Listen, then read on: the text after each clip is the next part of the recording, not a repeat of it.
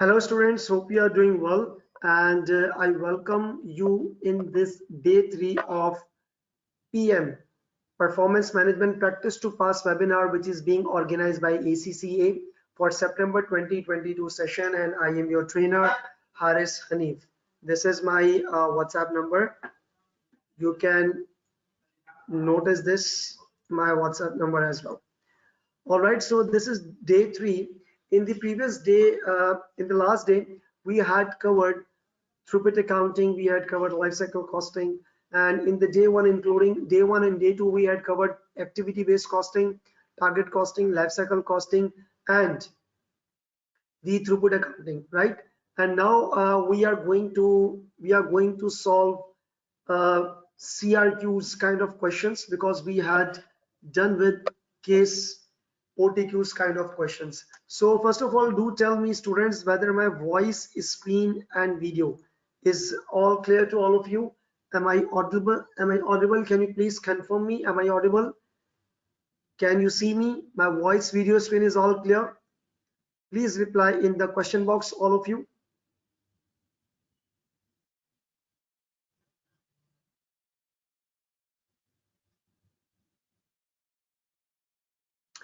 All right. If you people can go to the handouts section, there are handouts attached, and there is a Word file as well.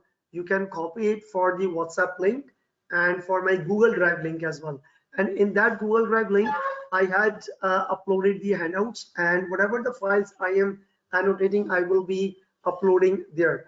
Will you people please confirm, all of you, whether my voice, screen, video is all clear? I don't want answer from 2-3 students. I want answer from maximum students. Can you please confirm me, students? Please be interactive. All right, that's great. Now we are going to start with our next topic, and the next topic is about the linear programming. Yes, first we are going to start the linear programming, and we will be solving it. And I am intended to solve one case OTQ for this as well, and no, not case OTQ, one CRQ, which is attached in this file. All right, so linear programming is assumed to be the challenging topic for the from the side of the students. So I have selected this thing, and then thereafter we will be moving towards the performance measurement section.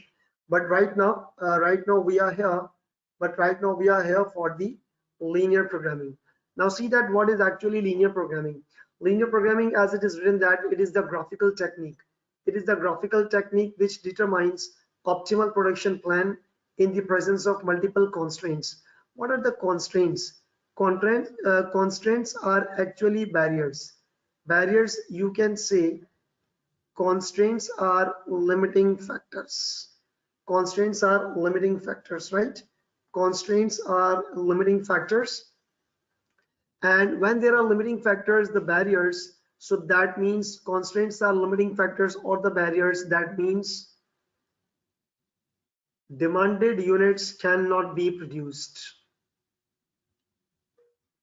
Demanded units cannot be produced because of the constraints, right? Because of the constraints. Demanded units cannot be produced. Why? Because of something limiting factor. And it might be possible. Listen, that when you were learning the throughput accounting, there are constraints, there are barriers, right? And those constraints, we are experiencing only one constraint. Either labor is short, either machine hours is short, and when you are solving to the marginal costing system, material may be short even, right? But it quite may be possible that company would be experiencing multiple constraints. That means, let's say for example, material is short, labor is short, machine hours are short, more than one constraints are short, or more than one resources are short. So the point is that in the graphical, it is the graphical technique. The linear programming is the graphical technique which determines the optimal production plan in the presence of multiple constraints. And these are steps of linear programming, right? These are steps of linear programming. And These are the steps. Initially, it says that assign variables to the product like X and Y. Secondly, establish constraints. Now, establish constraints, this is a very critical step. This is a very critical step. And in this step, you are supposed to draw the constraints. You are supposed to draw the constraints. And one more important thing, if this step will go wrong, this step will go wrong, the step of constraints, then it quite may be possible the complete journey of linear programming may be wrong. The complete journey of linear programming may go wrong if this step is not performed well. But point to be noted is that it quite may be possible that this constraint would already be drawn and given into the question, and you are supposed to interpret the things, right? So it is saying that establish constraint and also non-negativity. What do you mean by the term non-negativity? Non-negativity is that your units cannot be produced. Units cannot be produced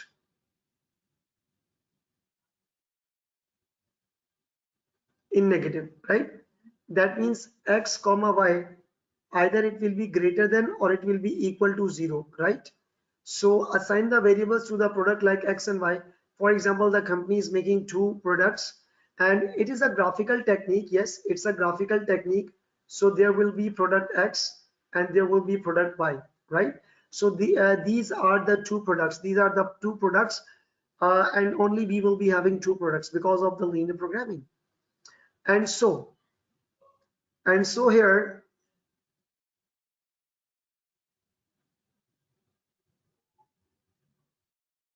Nawal Mushtaq, your concerns have been noted, and let's see the time availability, because performance measurement area must be touched, which I'm going to discuss it today, and the topic which you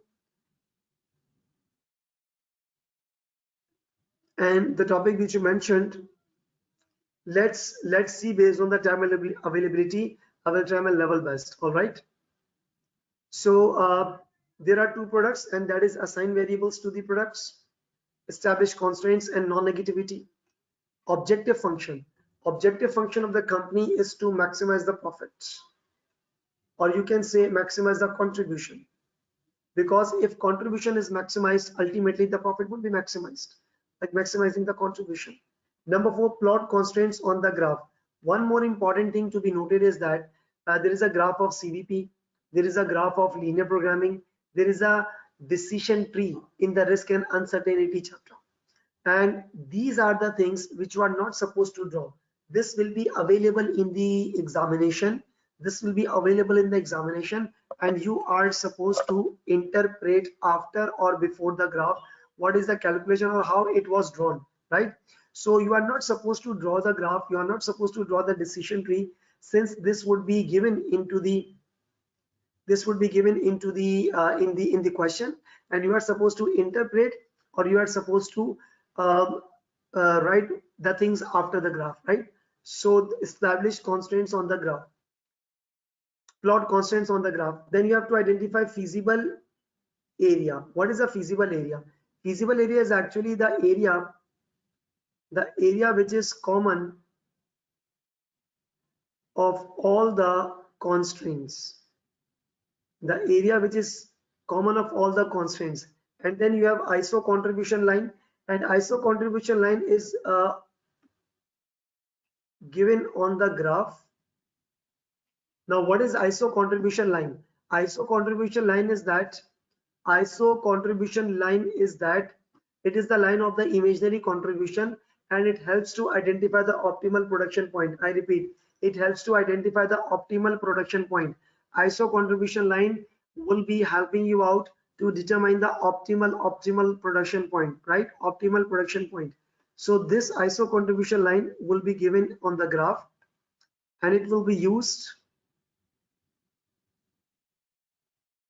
to identify the optimal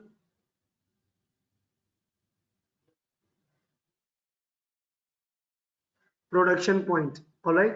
And then there is a point, determine the optimal production plan and the contribution. Optimal production plan is from the available constraint, what is the best optimal production plan? So the optimal production plan is the best production plan, best production plan within the available resources. Within the available resources, what is the best production plan, right? What is the best production plan within the available resources? So this is the thing.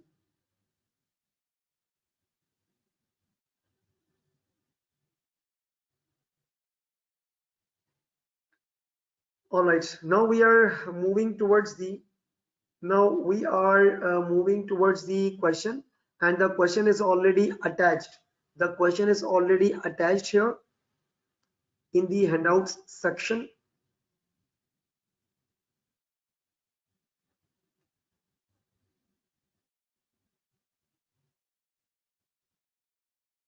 Faisal Abdullah, yes, I'm trying my level best to cover the CRQ and see that one CRQ will be covered. One CRQ will be covered, and I have extracted from 2016 past exam, and yet it is also available in the ACCA practice platform. There are practice questions, and this is the question from your past ACCA exam. So Abdullah Rashid, it quite may be possible that it may not be covered, because after this thing I will have to teach you people the performance measurement. That is a very important section. There's a very important section, right? So I cannot assure you regarding your mentioned topic, which is the relevant costing, because many of the students are demanding their own topics, which you people are right at. But according to my point of view, that considering the exam focus area, I did cover the costing area, and I will be covering the performance measurement as much as possible, so that the core areas which are definite to be examined must be covered. And this is the linear programming I have selected based on its complexity. It will not take much time to solve this question. This is the example. ABC Limited had correctly applied the linear programming. ABC Limited had correctly applied the linear programming and found the optimal point of the production at point M on the graph, which is the intersection of two constraints. You are required to calculate optimal production units, right? You are required to calculate optimal production units. This is product X and this is product Y, right? This is the constraint of material, the constraint of labor. If I can say that this is the constraint of, let's say, direct material, and let's say that this is the constraint of direct labor, let's assume. So this is the point M, this is the point M, which is the intersection of these two constraints, and you are supposed to calculate the optimal production units. See that you don't know X, you don't know the Y, you know nothing about X, you know nothing about Y, and you have to use the simultaneous equation method. You have to use simultaneous equation method in order to solve this optimal production point, right? And all right, now see that this is the optimal production point, and remember one thing, that when these two lines are getting intersected, there is an optimal production point according to this example. So we need to solve these two equations simultaneously. It's your schooling study that you have studied this thing in your schooling mathematics, that how to solve these two equations simultaneously. So first of all, I will be writing 1.5x plus 2y is equal to 4000. That is my equation number 1. 3x plus 5y is equal to 9400. That is equation number 2. When we solve these two equations simultaneously, we use the simultaneous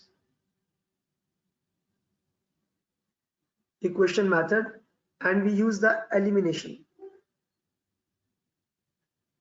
We use the elimination method. Now see, what is the use of elimination method? Just select any one variable, either X or either Y, either X or either Y. All right. Now, what you're supposed to do, you have to select either X or you have to select either Y, and you will have to multiply. For example, that I am selecting X and I'm multiplying this with this. That is, the first variable will be multiplied by the entire equation, and the second will be multiplied by the first entire equation, and the signature of the second line, the signature of the second equation would be changed. But if it is plus, it will be minus. If it is minus, it will be plus. How? I will be using different colors so that you would be able to understand this concept. So I'm now writing here, that's multiply equation number 1 by 3. Multiply equation number 1 by 3 and equation number 2 by 1.5. So I will have to multiply equation number 1 by 3 and equation number 2 by 1.5. The complete equation. Why? To make this particular variable the same figure, and then the sign of the second equation would be changed. So I'm now using the calculator to multiply it. It's 1.5 multiplied by 3, that would be 4.5.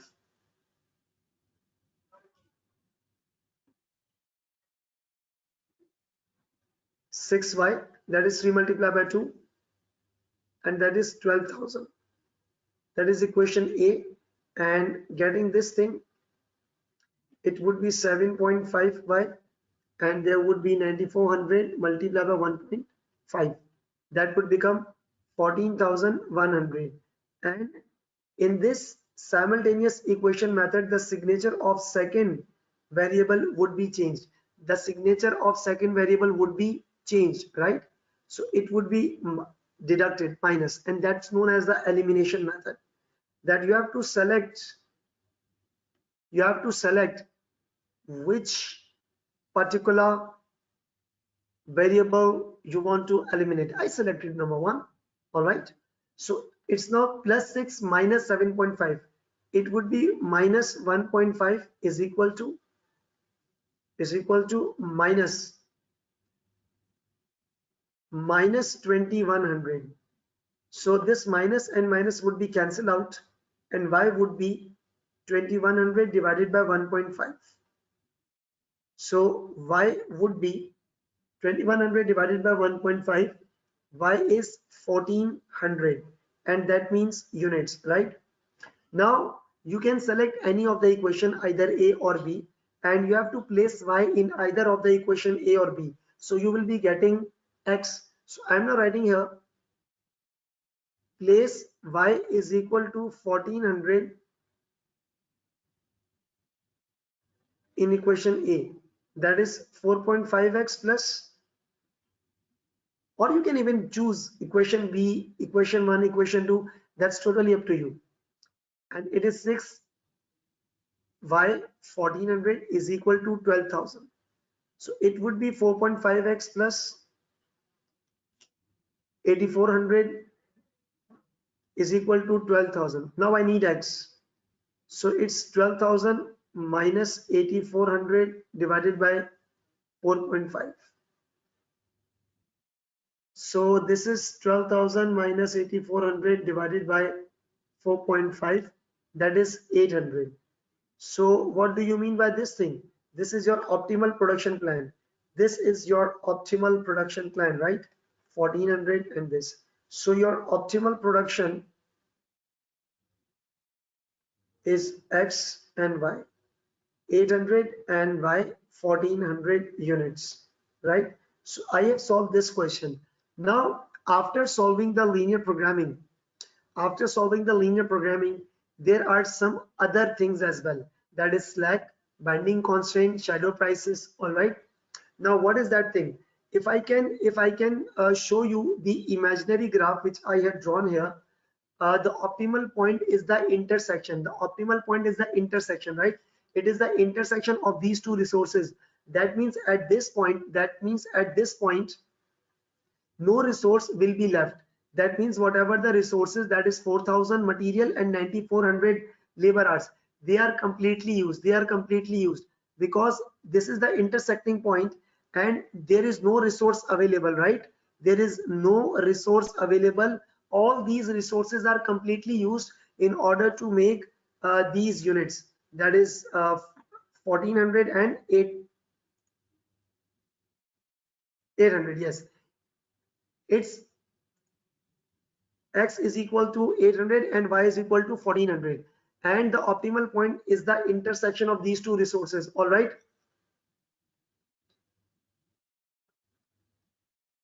Okay, so there is no resource available after using that optimal point. There is no resource available. It is 100% utilized. So that means this is the indication, this is the identification that on the graph, on the optimal point, not above, on the optimal point, on the optimal point, the resources which are getting intersecting, that is a binding constraint. And binding constraint means these resources which are 100% used. Now I am going to write this thing, that material and labor, they are intersecting point. All right, they are intersecting point, like that way. Let's say for example this is point M. Okay, so this is DM, DL, and this is DM.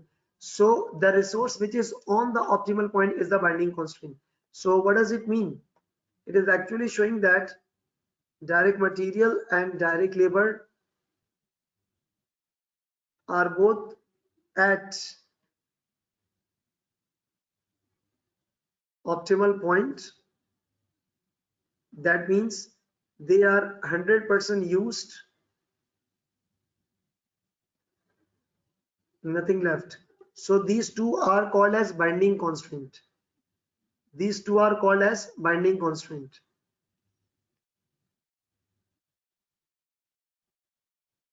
These two resources are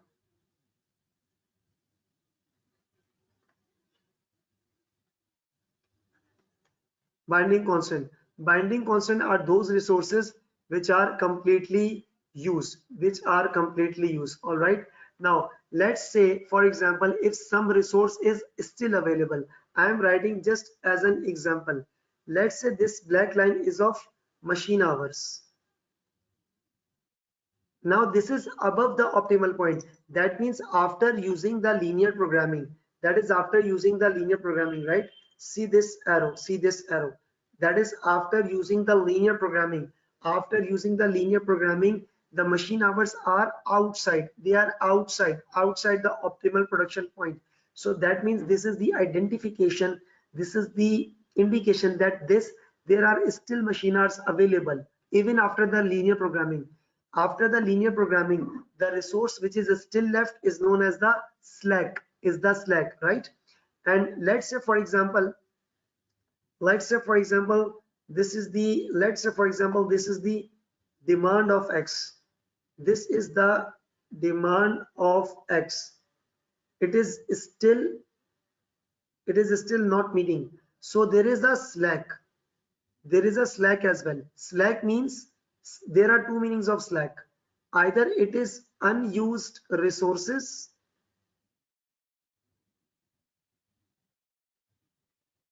after the optimal point, or you can say slack is something which is the unfulfilled demand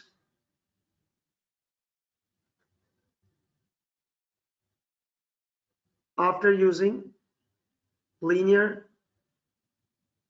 programming. And the identification of slack is on the graph. On the graph it is above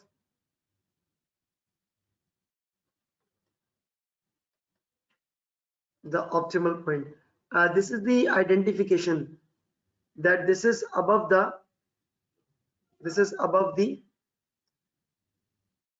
optimal production point, right? So what is the slack? Slack is actually unused resources, or you can say unfulfilled demand after the optimal production plan using linear programming. So I hope that you had noticed this thing. Now I'm now moving towards this exam question, and this is the question I have extracted from September 2016 CSC company. But before going to start this question, I want to show you this ACCA practice platform. Even though you people are already aware of this thing, that how to log in this, so I had already logged in through my ID, and this is performance management.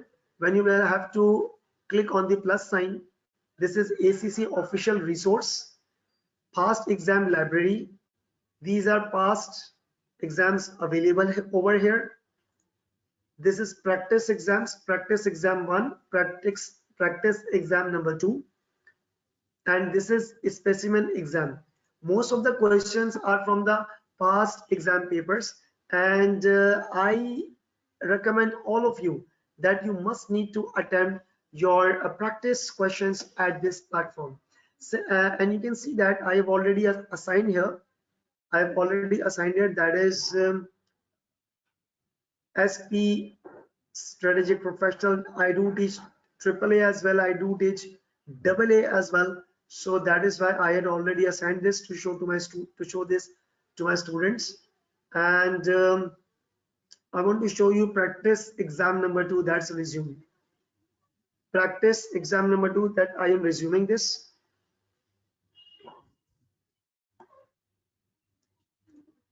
I'm going towards directly the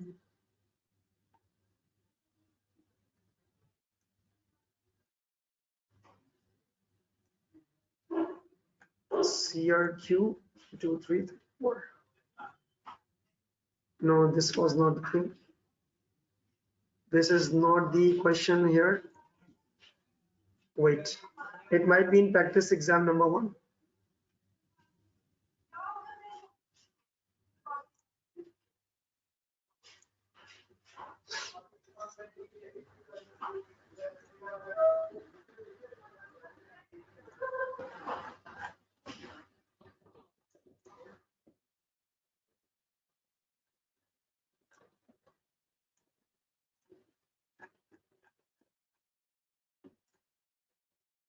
Yes, this is the question.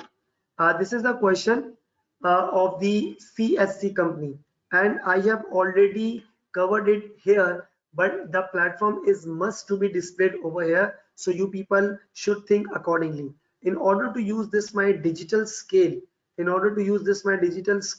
I'm using this my window. All right. So, but you must need to focus on that practice platform as well. I will be typing my answer over here on this practice platform. I will be typing my answer over here, or even I can use the simple word. I will be doing it copy and paste over here, so that later on you people will be having my typed answer as well. So this is the question, but still I'm just solving this part C requirement, right? Only part C. I'm solving this only part C requirement. This is the complete question, and I am not going to solve this part A and part B, since this is not the scope of this concern matter. So if you can see that I have extracted this question, and it is a linear programming part. Right? So I am going, when I will be needing the scale, so you people can simply do it on the scale by putting up the scale, your finger or your calculator, whatever you can use on the screen. But how does it work? How does it work? I will be using that. All right. All right, Aurangzeb Iman. I will be showing. And actually, the chat box is not always open, because I need to open it after a regular interval of time. So okay, you can see it here. Here it is. All right. See this thing.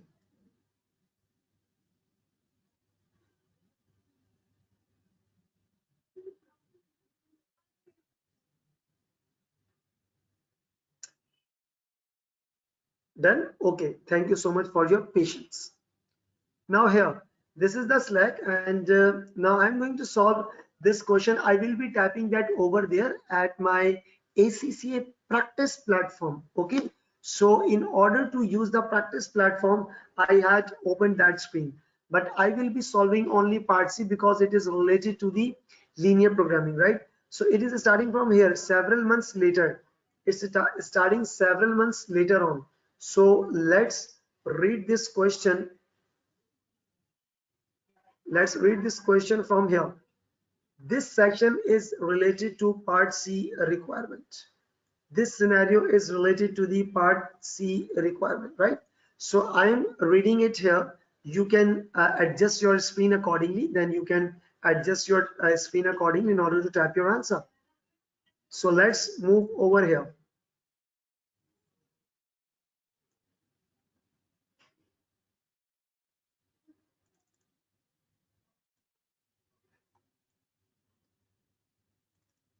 I think the key is pressed.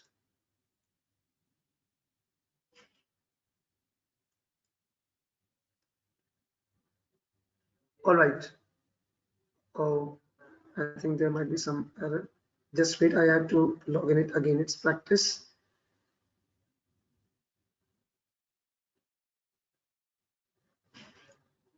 Number one.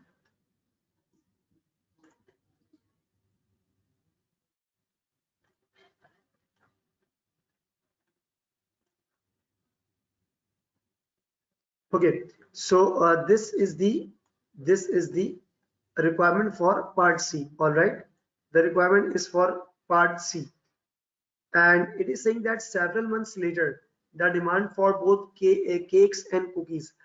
Will you people please read this question till here, till the constraints had been drawn? I can simply open my PDF file as well, but I want you people to read this from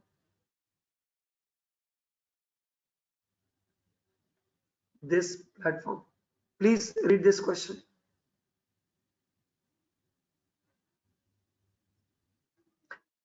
It might be available over there. It might be available over there.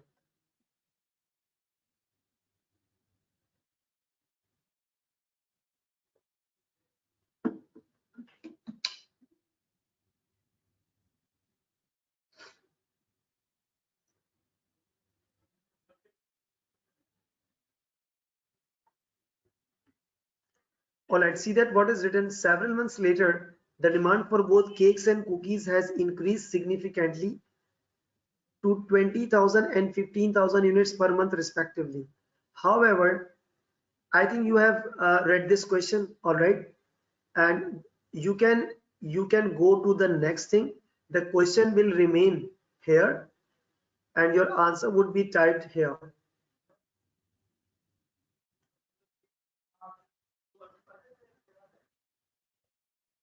This is part C requirement, right? Part C requirement. Now going to open this PDF file of the same question. But I just want you people to encourage you people to practice on that platform so that you will be able to handle this in the exam. Several months later, the demand for both cakes and cookies has increased significantly to 20 and 15,000 units per month. However, CSE company has lost the contract with Encompass Health and after suffering from the further shortages. Further shortages of supply of beta, singa, and of its neighbor force. Now, beta and singa, they are the materials. This is DM1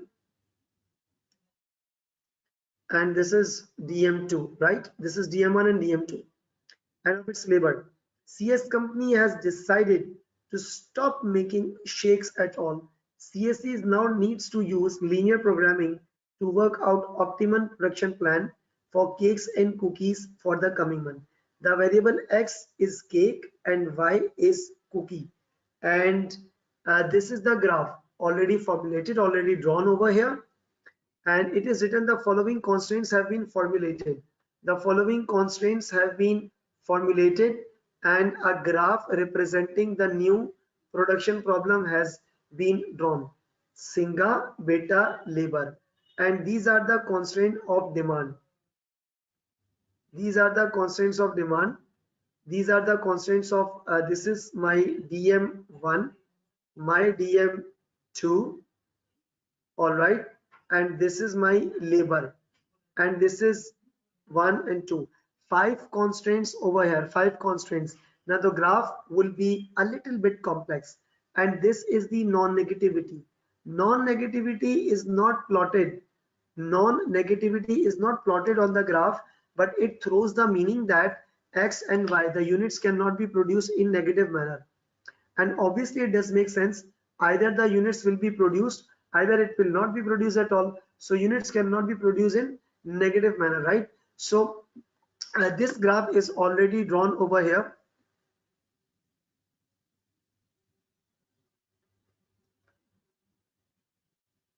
The graph is already drawn over here. I'll appreciate you. I'll appreciate you, the one who is asking for the specimen.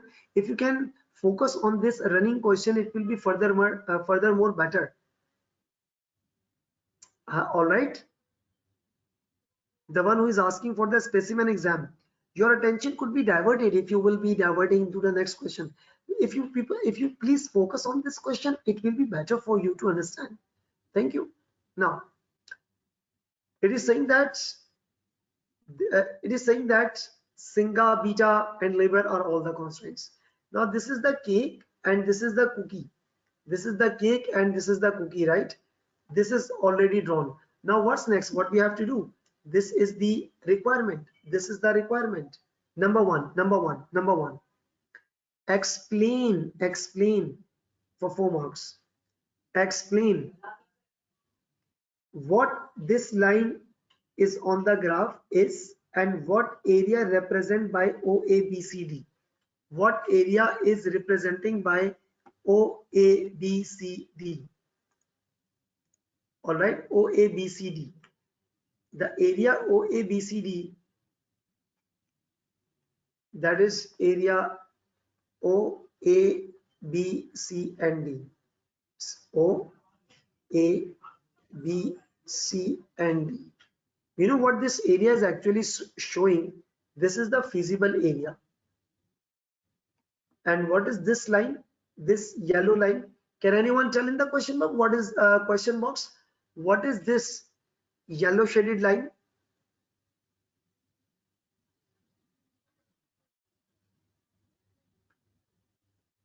That's very good. It's the imaginary contribution line. Number 1, you are not supposed to draw this line. It will be available in the question. It will be available in the question. You don't need to worry about it. It will be available in the question. So this line is the ISO contribution line. All right. This line is the ISO contribution line, and 2.6 is the contribution of X and 1.75 is the contribution of Y. And this line is used to identify the optimal production point. Now how it will be used, it is a second part. It is the second part.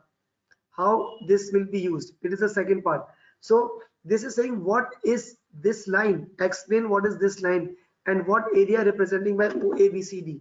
The area bounded by OABCD is actually the feasible area. And remember one thing, at this feasible area there are 1, 2, 3, 4, 5 dots, and at one point this is the optimal production point, and at one point there would be the optimal production point, right? So I will be writing my answer over here in this practice platform.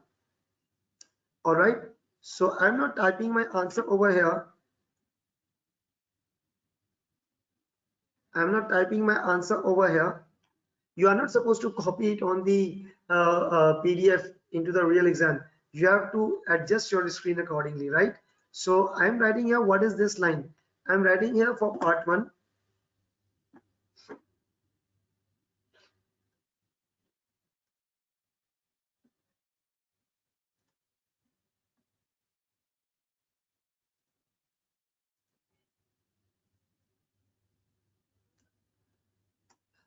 The line C is equal to 2.6x plus 1.75y is the line of ISO contribution,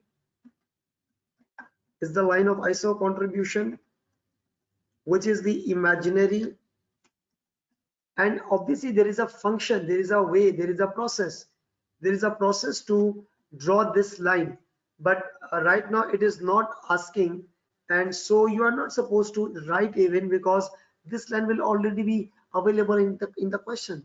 The line is the line of ISO contribution line, which is the imaginary contribution, line, and 2.6 is showing the contribution of product X, and 1.75 is showing the contribution of product Y. All right, and this line is used since it is asking for the explanation, and this line is used to identify the optimal production point in the area O, A, B, C, D. You are not supposed to write in this specific requirement that how this line will work. I am not going to write that thing, because it is the next requirement in the area O, A, B, C, D, which is said to be the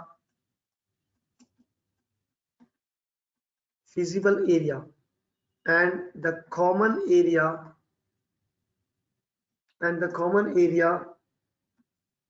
of all the constraints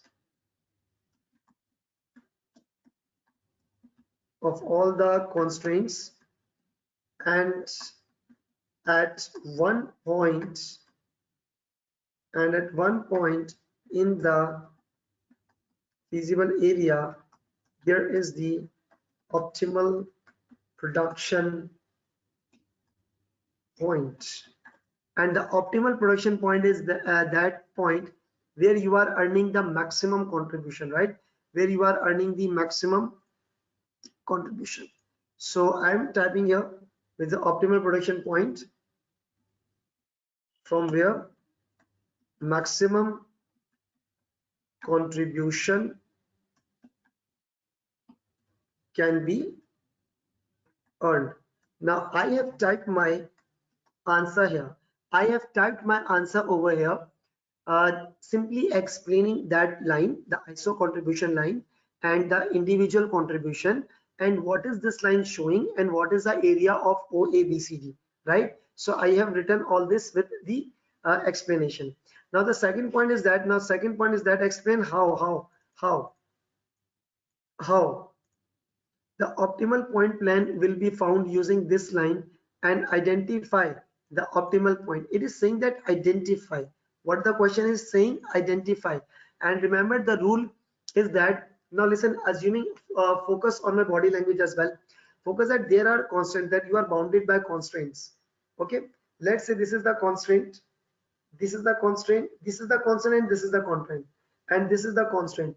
There are three constraints. All right, this is the constraint which is at the top level. That means you have to pass on to the constraint, and in the graph the extreme far point is the optimal production point. Now how the function begins, you have to put your scale. Let's say there is no scale available right now. This is the scale. You have to place the scale in and you have to move in line with the ISO contribution. You have to place the scale ruler. Yes, you have to place the scale on ISO contribution line. See how, when this question would be available, you can use your finger, even your docket, even your scale, or any kind of a flat thing, right? And you can place it on the computer screen. If it is not allowed, so you can simply sense it. But see that how I am applying over here. That is why I have extracted this onto my PDF in order to make you people better understand. Now if you can see that I am now going to use my digital scale over here. This is the scale. This is the scale I have placed on the, but remember that it should exceed your X and Y axis, so that it is easy for you to move. It is easy for you to move. This is the scale, right? This is the scale. This is the scale I have placed over the ISO contribution line and move upward, because the maximum point you will be going, you will be achieving the maximum production, and the maximum production will help you out, to achieve the maximum contribution. Okay, so I have placed this scale over here, and see that point 0 is already below it, so it's eliminated. Now moving the scale upward, point A is touched. Okay, point B is touched. Okay, point C and point B and point C, now point B and C, they are close enough. If you can critically watch it again, I am moving it in its upward direction. Move above. Point 0 is already left. A is touched, forget it. B is touched, forget it. Move upward a little slow. B and C, B and C. B is touched and C is touching at the end, and C is getting touched at the end. Do you understand this thing? C is touching at the end, so C is the optimal production point. C is the optimal. Using the ISO contribution line, and this is the method. You will placing the ruler scale on it and moving in its upward direction. The extreme far point at the, or you can say the point which is at the extreme end, is the optimal production point. Okay, so what you will be doing over here, I'm showing you once again. This is the scale I have placed. 0, O is touched. This is the scale moving upward. A is touched, D is touched, B is touched, and C is at the end. Right? So I will have to write this thing, that the ISO contribution line, C is equal to 2.6x plus 1.75y is used to identify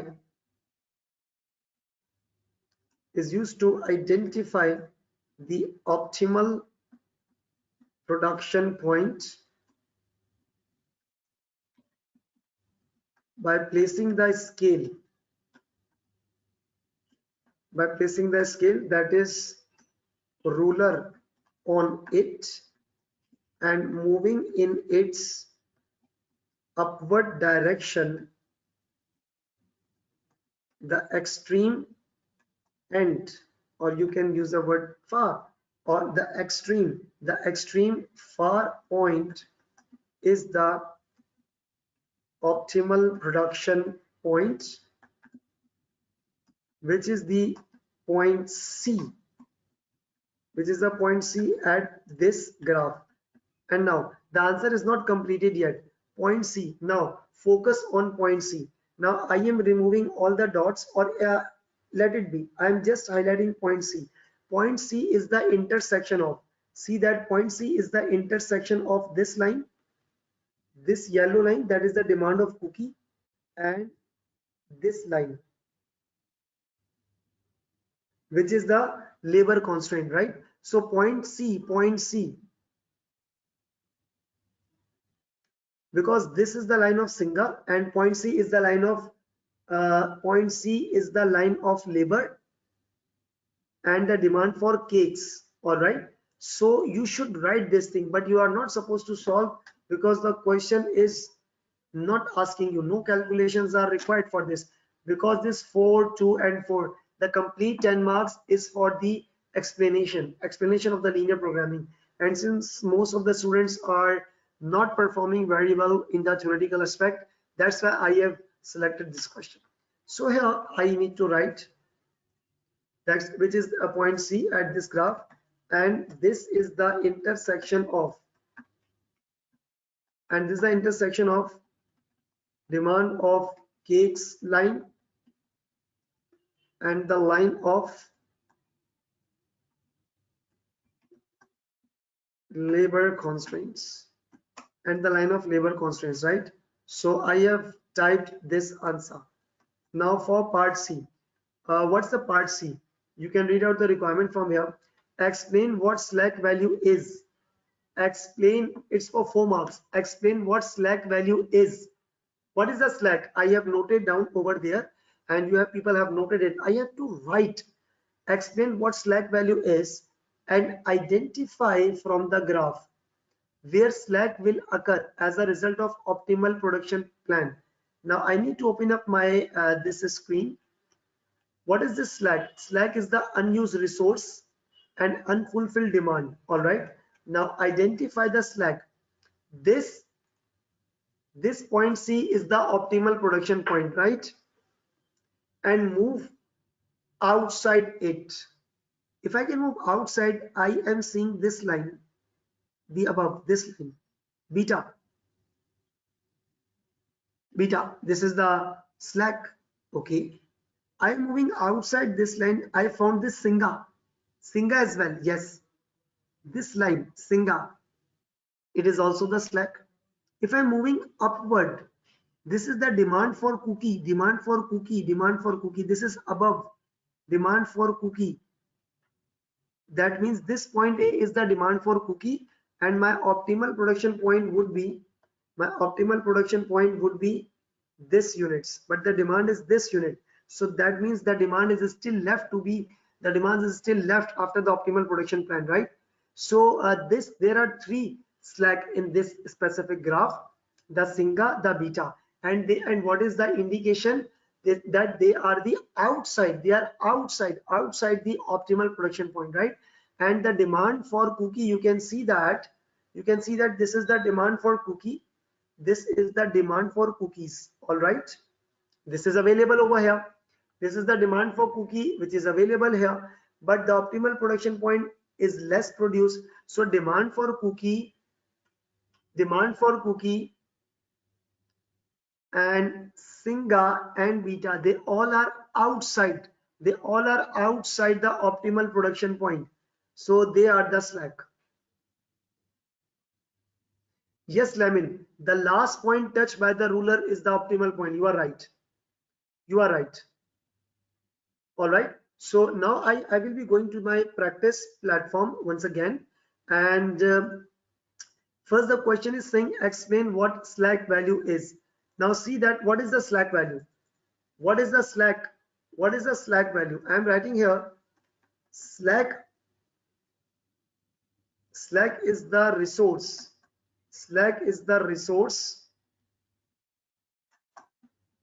Which is unused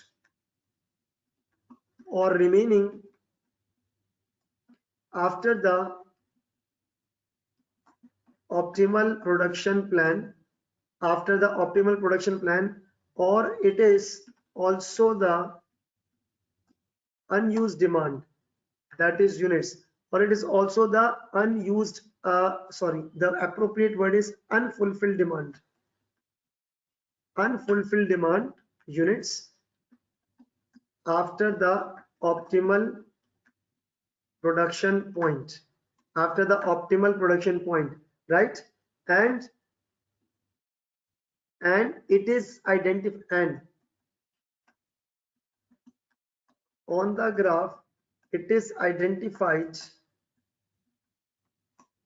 How does it identified? It is identified that slack is identified outside the optimal point. It is identified outside the optimal production point after the optimal production plan.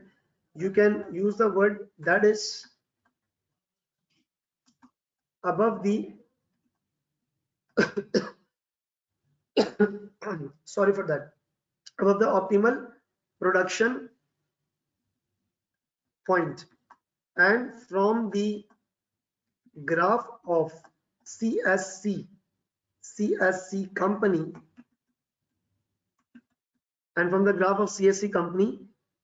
the singa beta all are outside, and the demand for cookie is still to be left to meet. So therefore these are the slack. And what is the binding constant? I'm just asking for the knowledge purpose. It is not the part and parcel of the question. Can you people type what is the Can you people answer here? What is the binding constraint in this specific question? What is the binding constraint? Can you people please type?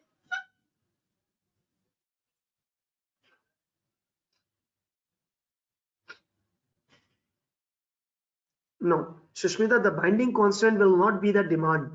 The binding constant is always the resource.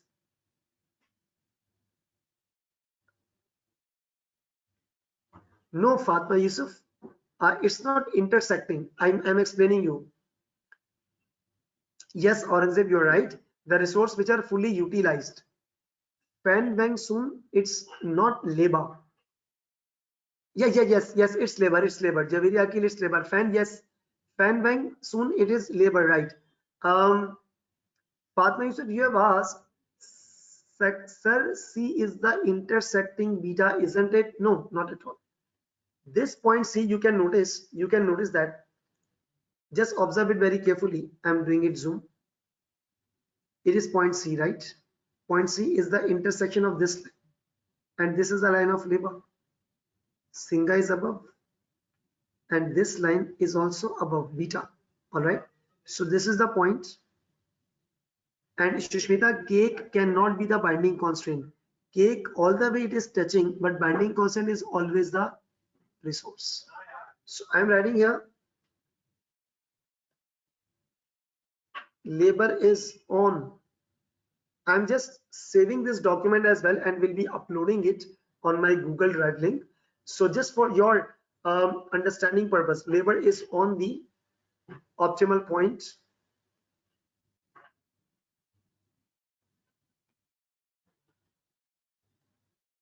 Labor is on the optimal point and it is the binding constraint. All the way it is not being asked here. The question is only asking for the slack. All right.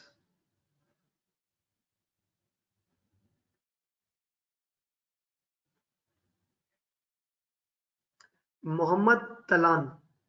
Binding resource is material which has a restriction to fulfill the demand. No. Binding constant is that resource which had been fully utilized for the optimal production plan. That is, after meeting the optimal production plan, there is no availability.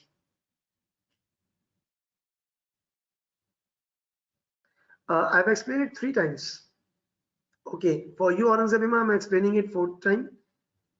Labor is on optimal point. Labor is on optimal point. Optimal point is that this is the optimal point, and at this point, your labor is fully utilized. There is nothing left. There is no left, and the resource which is fully 100% utilized is the binding constraint. I have even typed written over here optimal production point on the graph. All right. So now, is it now clear? Aurangzeb Imam and Fatma Yusuf, is it now clear to you?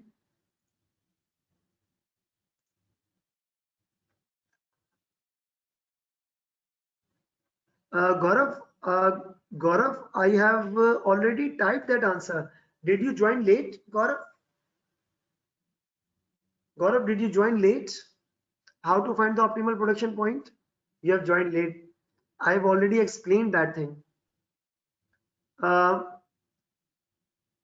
is it now clear to you? Okay, no problem. I can understand. Okay. Now here, this is the thing. So optimal production point has been completed. I have written the answer. I will be sharing my answer. All the way recording will be available on ACCA Pakistan YouTube channel. And so now the slack is the resource which is unused and the thing. And from this graph of CSC company, the resources Singa and Beta are outside the optimal point and above it. That means these resources are still available after the optimal production, and the demand of cookies,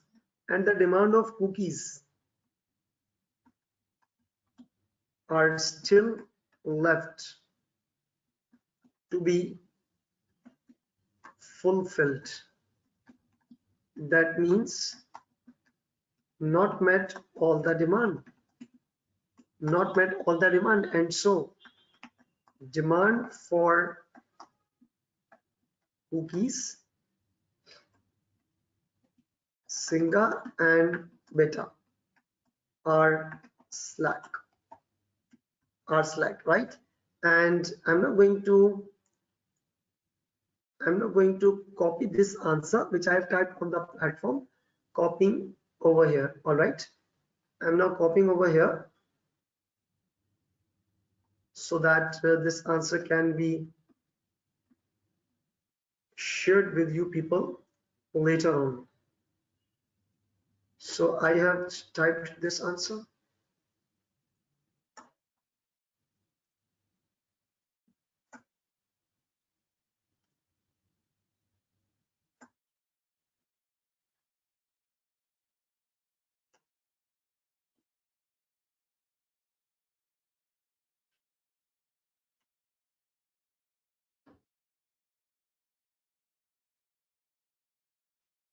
All right, so I can share this answer as well. It's from the question of September 2016. September 2016. I have saved this answer, and congratulations, we have completed one CRQ. And now I'm going to open up the next PDF file, which is also attached in this handout section. And I am now moving towards the performance measurement section, right? I'm now moving towards the performance measurement section, and that is too much important section, right? That is too much important section. That is the performance measurement. That's the performance measurement, right? Now, first of all, I should close these windows of the linear programming. Now let's focus on to the performance measurement section. Student, this is the performance measurement section, and from the performance measurement section, the entire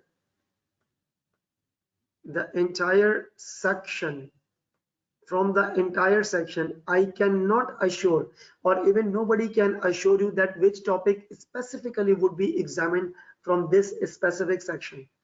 But from the entire section, based on certain topic, 20% is the weightage of CRQ. That is, one CRQ would be definitely being examined from this. One CRQ would be definitely being examined from this section, performance measurement. Now you should need to understand the deep inside what performance measurement actually is, and so that you will be able to understand it and then write your answer accordingly. But first of all, the basics are very important, and see that what is actually the performance measurement. Performance measurement is something that now in this specific question, in this specific section, your analytical skills should be used. Now there is the drawback of the students, that they are simply in search of the important topics. That tutor will tell which topic will be examined, how it would be examined. You just need to have a rote learning and pass the exam. It's not very easy all the way. It's not difficult. It's something challenging, and this is the demand of the paper, that you people should think outside the box. You are not supposed to have a very knowledge based kind of the mindset that tell us this question, the formula, the recipe to pass the paper. It's not always the case. You need to have your good analytical skills. In order to understand the concepts, in order to better learn and understand the concept, and in order to apply the knowledge, apply skills. That is why this module is called as applied skills module. This is not the knowledge module. This is the applied skills module. You need to apply. And in every case study, there are different industries. Let me give you the example. In the previous 1-2 session, there was a question of a charity-based organization, and you have to assess its performance. Charity-based organization, and you have to assess its performance, right? In the second thing, there is the online retail store. It was examined. In one particular year, it was examined of the saloon, the hair salon, the saloon and the beauty parlor for ladies. This was a saloon. The case was examined. The question was examined of accountancy teaching company. You might be learning at your ALP, so you have studied it from the school. So there are many kind of real businesses which can be examined, and you have to use your commercial sense. You have to use your commercial acumen sense. Commercial acumen means you have to think like a businessman, and by going through this section, you should assume yourself that you are at that senior position. You are at the senior position in the organization, and you have to look down. You have to look down that what performance is going on, and you have to measure the performance. All right. And performance measurement means that it involves assessment of the past performance of the organization. Assessment. That means you need to evaluate. Yes, Mr. Prasad Patel. Yes, I'm going to start this performance measurement section. Yes. I hope it is now clear to you. Yes, Mr. Prasad Patel, it's now clear. Okay. So it involves assessment of the past performance of the organization. The point is that why to assess the performance? The question is that why to assess the performance? Why to assess the performance? Can you people type? Why to assess the performance?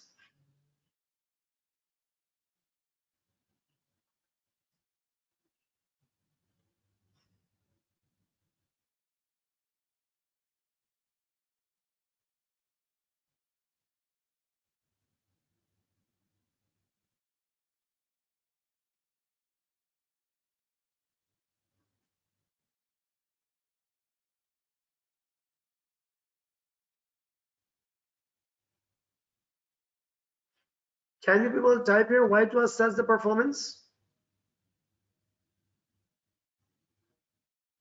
Yes. Because the money is of the shareholder. Yes, absolutely right. Absolutely right. Yes. Absolutely right. Yes. Yes.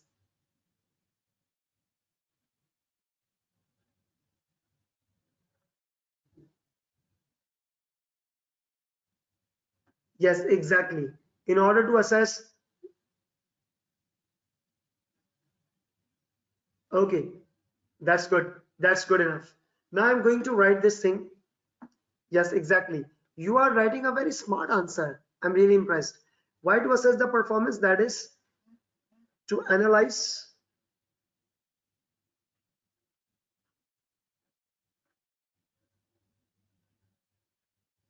whether target is met, to analyze good or poor aspects of company. That means strength and weakness. And simply is that in order to improve the performance for the future.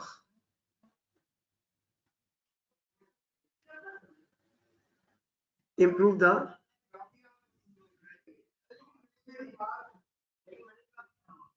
future performance of the company. You need to improve the future performance of the company, right? So this is the performance measurement. And what is the performance measurement? I have told you. Why to assess the performance? To improve the future performance. Why to assess? Why to analyze? Moving next. How to assess the performance? the point is that how to assess the performance. How? The answer is through KPI. What is KPI? That is key performance indicator. KPIs means that is key performance indicators. Now, what are KPIs, or you can say the key performance indicator? I will be explaining in my next upcoming slide.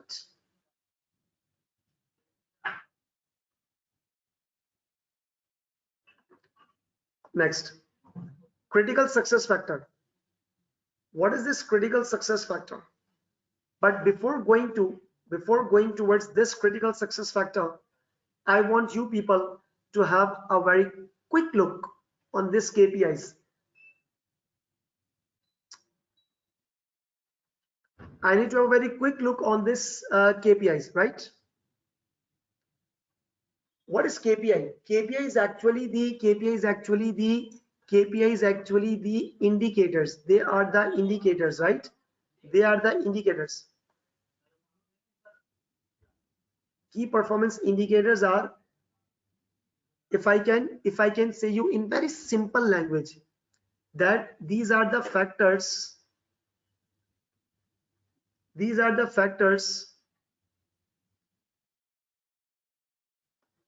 noticed. These are the factors noticed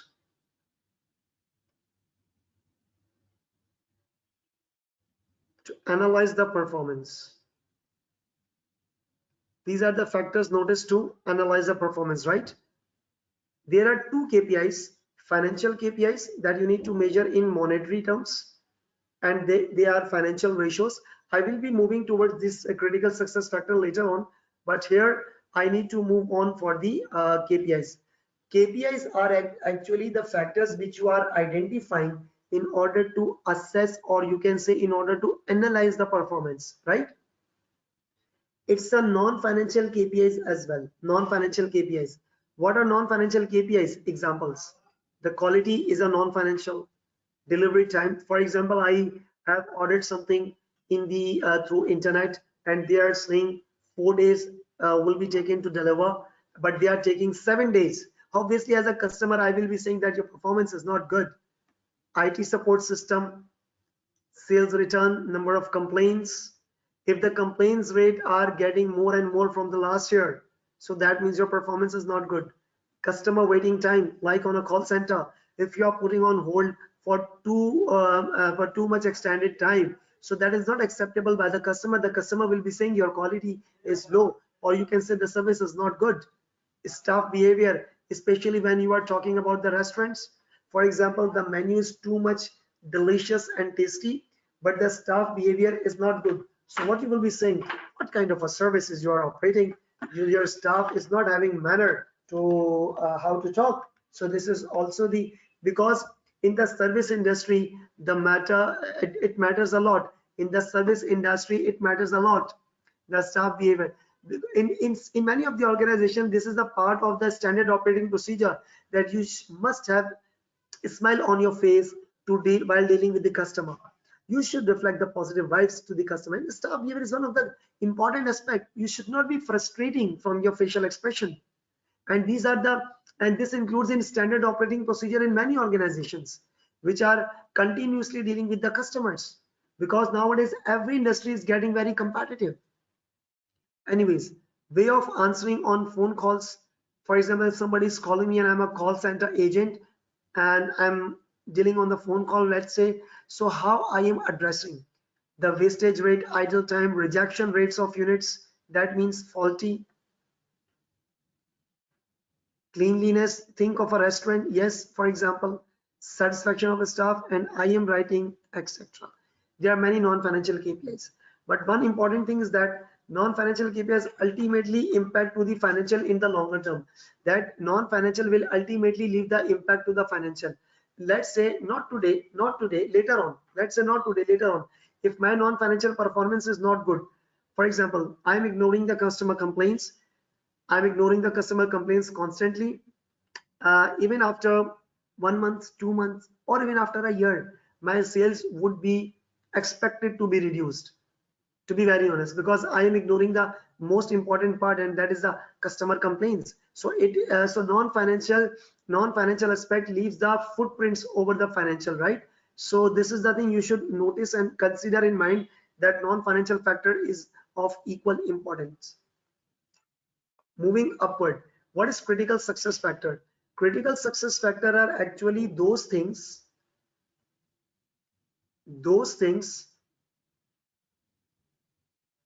on which the company must perform well. Company must, I'm using the word must perform well in order to run the business.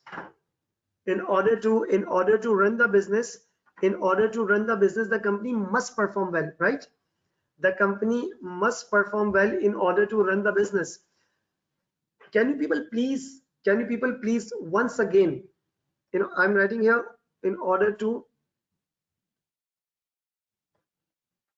run the business, right? Can you people please read this thing once again so that we can relate this thing?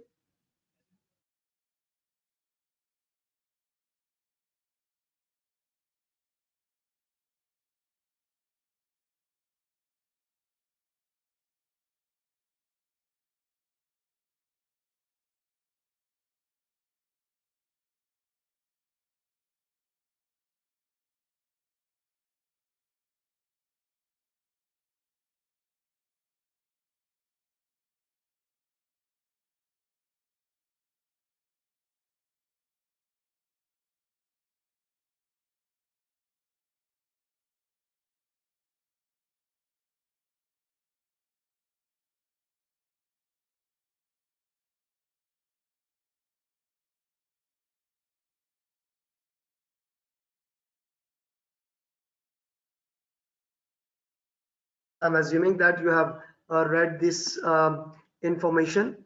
Now I have given you the time, 1 minute window, to read this thing, because why? Because we have to relate critical success factor to the KPIs. To the KPIs, we have to relate this critical success factor, right?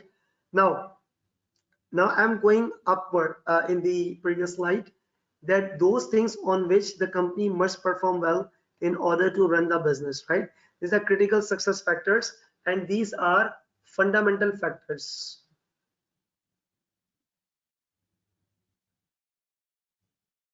These are fundamental factors. Now listen, I'm just giving you one or two examples. There is a restaurant. For a restaurant, which area is must to be focused on? Can you people write here? There is a restaurant. Think practically. How the restaurant will survive in the long term?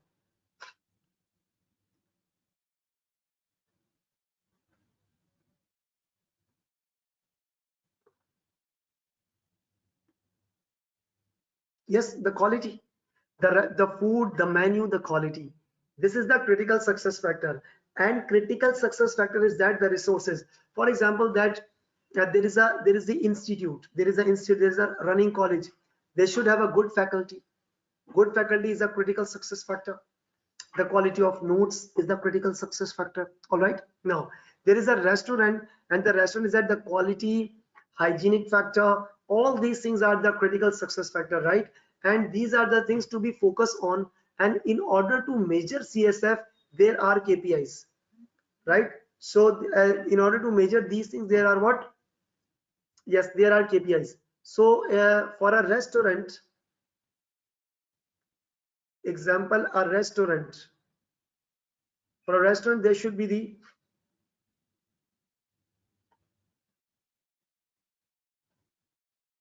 for a restaurant, there should be the good quality, the quality of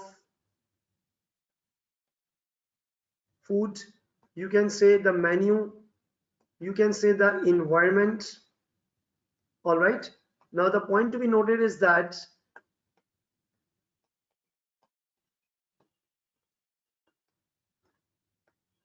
KPIs KPIs are actually measuring the CSF.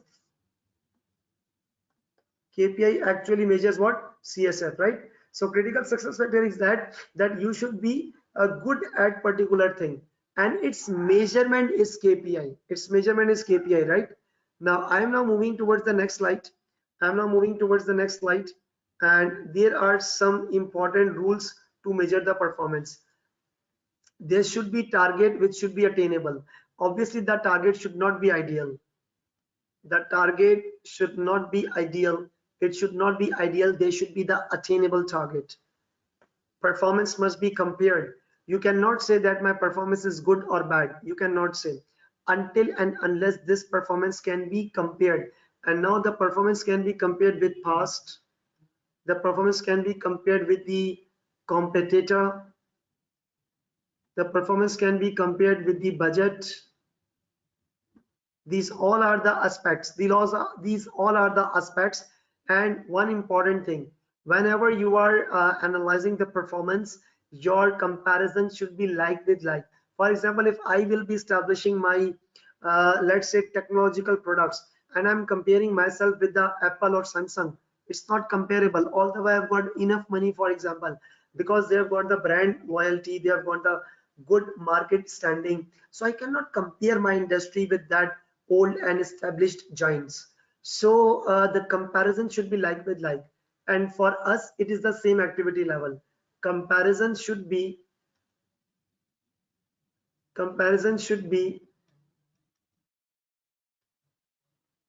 like with like, right? You should use multiple KPIs, both financial and non-financial. Use controllable factors to judge the performance. That's most important thing. For example, if my cost is getting increased and I have a valid proof, and if I have a proof that the cost is being increased due to the increasing price of oil worldwide, let's say for example, or due to inflation, does it controllable factor? Is it controllable factor? No. Can I control? Not at all. Absolutely not. I cannot control this factor. So you should not blame me for the increase in the inflation, because it's something uncontrollable for me. So you should use always controllable factors which are controllable by the organization, which are controllable by the performer, whatever the person under evaluation is. And one more important rule is that proper feedback after the assessment. For example, if you like my services, you should give a positive feedback. That's it. For example, if you don't like my services, you should give a negative feedback. For example, the menu, for example, the feedback form after having the dinner at the restaurant, that's a feedback. Every organization are having the feedback to analyze their performance, and if the feedback will not be given, how would I know that performance is good or bad, or good or underperforming? I should not say bad performance. I should say either good performing or underperforming. Next, take reasonable actions after the measurement. Take reasonable actions after the measurement. Reasonable actions, that is to improve. That is to improve the performance, right? Now the point is that in the examination question, the scenario can be examined where you are supposed to write your answer. You need to comment your answer. You need to comment your answer. And here you go for the comment of the answer. For the comment of the answer, that is how to comment, and how to comment on the answer. That is a very important thing. That's a very important thing, how to comment on the answer. Because if you do not know the drafting style, your answer is half completed and it's not valued. It's not the valuable answer. All right. So you must have a very good, since the length of answer does not matter. Length of answer does not matter. The quality of answer does matter. For example, if a student is typing 10 lines and the content is useless, is not being awarded for the marks. For example, if a student is writing only 6 lines and the quality, the relationship with the case is very much strong, he'll be receiving the full point. That's an important thing. So let's have a suspense on it, how to comment the answer, and this suspense will be will be broken after the short break, because there is the pray time as well, and I need to take 10 to 15 minutes, or you can say it's right now, it's almost 5:26 at my site, or 5:27. I'm making it round off, so I will be back near about 5, sorry, it's 6, it's 6:27 approximately. I will be back at 6:45 or 6:50 p.m. I will be resuming it after 15 to 20 minutes, and I will be teaching you how to comment, and then we will be turning our next side of the probably the question. Okay, so stay connected, do not disconnect. I'm just turning off my mic and my camera. See you after 15 to 20 minutes break.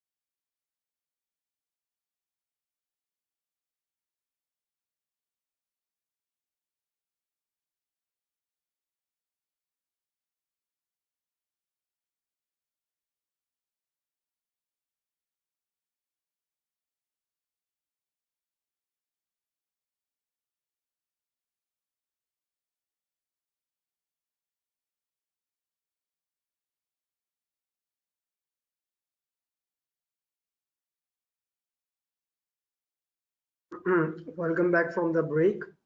Students, you all are here. Will you people please confirm me? Are you able to see me? Am I audible? My screen, voice, video is all clear to all of you? Please respond in the question box. Everybody, please respond in the question box. All right, that's great. Now that we are moving towards the question, no. First of all, I would like to explain you how to comment on the performance. See that this is the performance. This is the performance which already happened in the past. This is the performance which already happened in the past. All right. Let's say that event is over. Let's say the event is over, right? That event has been done, and you are required to comment on the performance. You are required to comment on the performance, right? You are required to comment on the performance. And how to comment? The comment means that something had happened, and you are supposed to comment on it. Now the good point is that how to comment. You need to comment. That is summarizingly, I can say that summarizingly, right? I will be prepared the summary later on, but here I want to write something that you should write first matter. You should calculate a ratio, I mean percentage, must calculate the percentages, right? Always measure the performance in percentages, and you need to either it is positive or either it is negative, either it is good or underperforming, and you need to link with the case, that is why. You have to write down the reasons. You have to write down the reasons and give at the end concluding words, either good performed or underperformed. But the point to be noticed is that it's underperformed, right? But the point to be noticed is that this thing, that means if I can make the summary, of these things, that you should write what happened, why happened, reasons why. This is the most important thing which students often miss out, fail to write, and they are having less marks than expected. So you must need to link this with the case study, and remember that must link your answer with the case study. You are not living in the imaginary world. You are not supposed to write in the imagination. You have to link with the case study. You must have to link with the case study. So giving in a summary, that you should write what happened, why happened. Why means give the solid and valid reason, and while writing the reason you should use the word maybe. Do not give the absolute statement. Valid reason, that may be possible. All right, what happened, why happened, whether it is good or underperformed,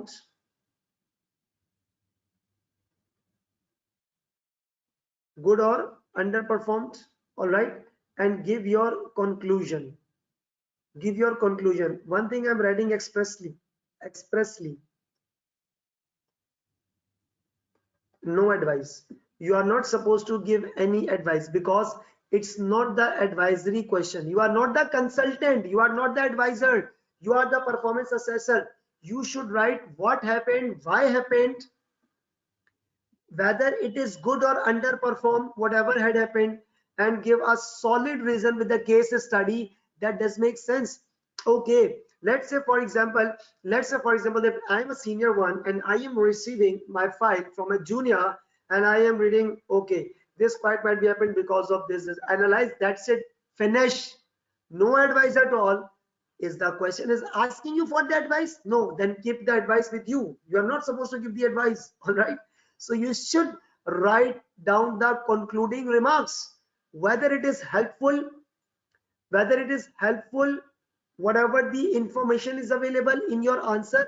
Yes, you should prove that information is helpful to write the answer. You should not write something, why? Because the information which the examiner is giving, it is helpful. You should write like that way, yes, it's a helpful information. That means you need to catch the information, you need to take the words, you need to use formal jargon words, not too much jargon words. Write in a simple English, write in a simple plain English, simple, don't worry, you are not supposed to write in an extraordinary language, but must relate with your case study. You must need to relate with the case study, all right, because without linking to the case study, your answer seems to be incomplete. You must need to relate with the case study, right? So this is one of the first tasks that student often fail to write, the reason, the solid reason, the valid reason, that may be evidence from the case study. You must need to write that thing. Okay, I'm just waiting few seconds. If you people want to note it down, take the picture, whatever you want to do, you are allowed to.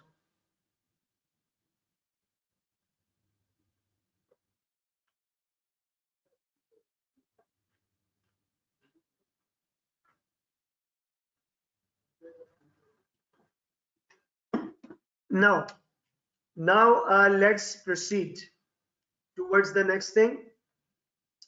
This is the way how to comment on the matters. I mean, how to comment on the performance. Moving next, showing you with the example. Let's say it is, now use these punchlines. Why this information is available? If this information is not available, this is simple enough. The performance is very good, simple. But why this information is available? By the way, for your clarification, this example I have extracted from one of the ACCA past paper, and the figures written by my own. The information is from the one of the ACCA past paper. Just to tell you people, then, and then we will be moving towards the real exam question. All right. So it is saying that a newly established company in the competitive industry sells a product called Beta and reported the following sale results. Sales 5 million, it was increased to 8 million. And remember that must calculate ratios. If I will be saying that my revenue is getting increased by 3 million, that's absolutely right, but by which percentage? You must need to write the percentage, right? If I can say that my $3 million is getting increased, that's very good enough, but you need to take the difference and you need to calculate the percentage. And how to calculate the percentage? That's a very simple technique. Difference divided by old figure, or you can say the comparative figure. And obviously you are assessing this year, this quarter.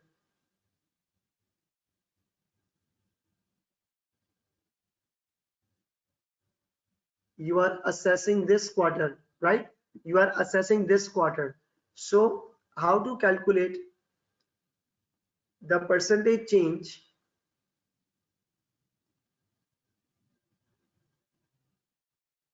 That is difference divided by comparative, or you can say old figure into 100. If I can say that difference is 3 million divided by 5 million into 100, and so my sale is getting increased by 60%. Now that is a very good sign.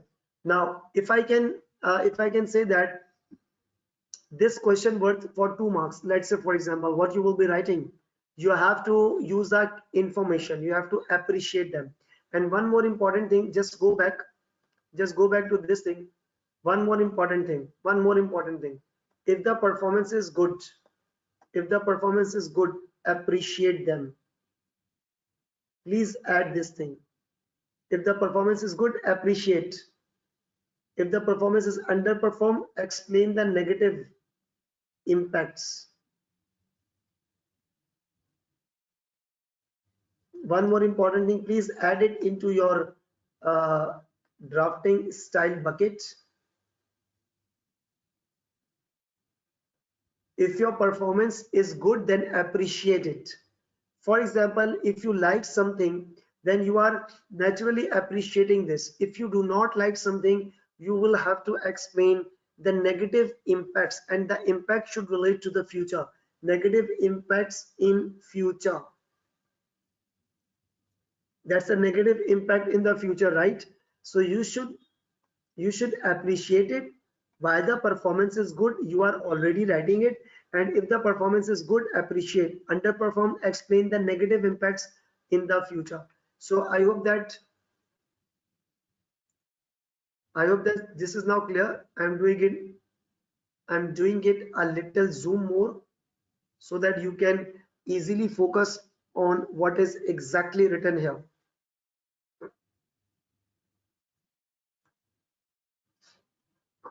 Right? So this is the thing you need to write like that way.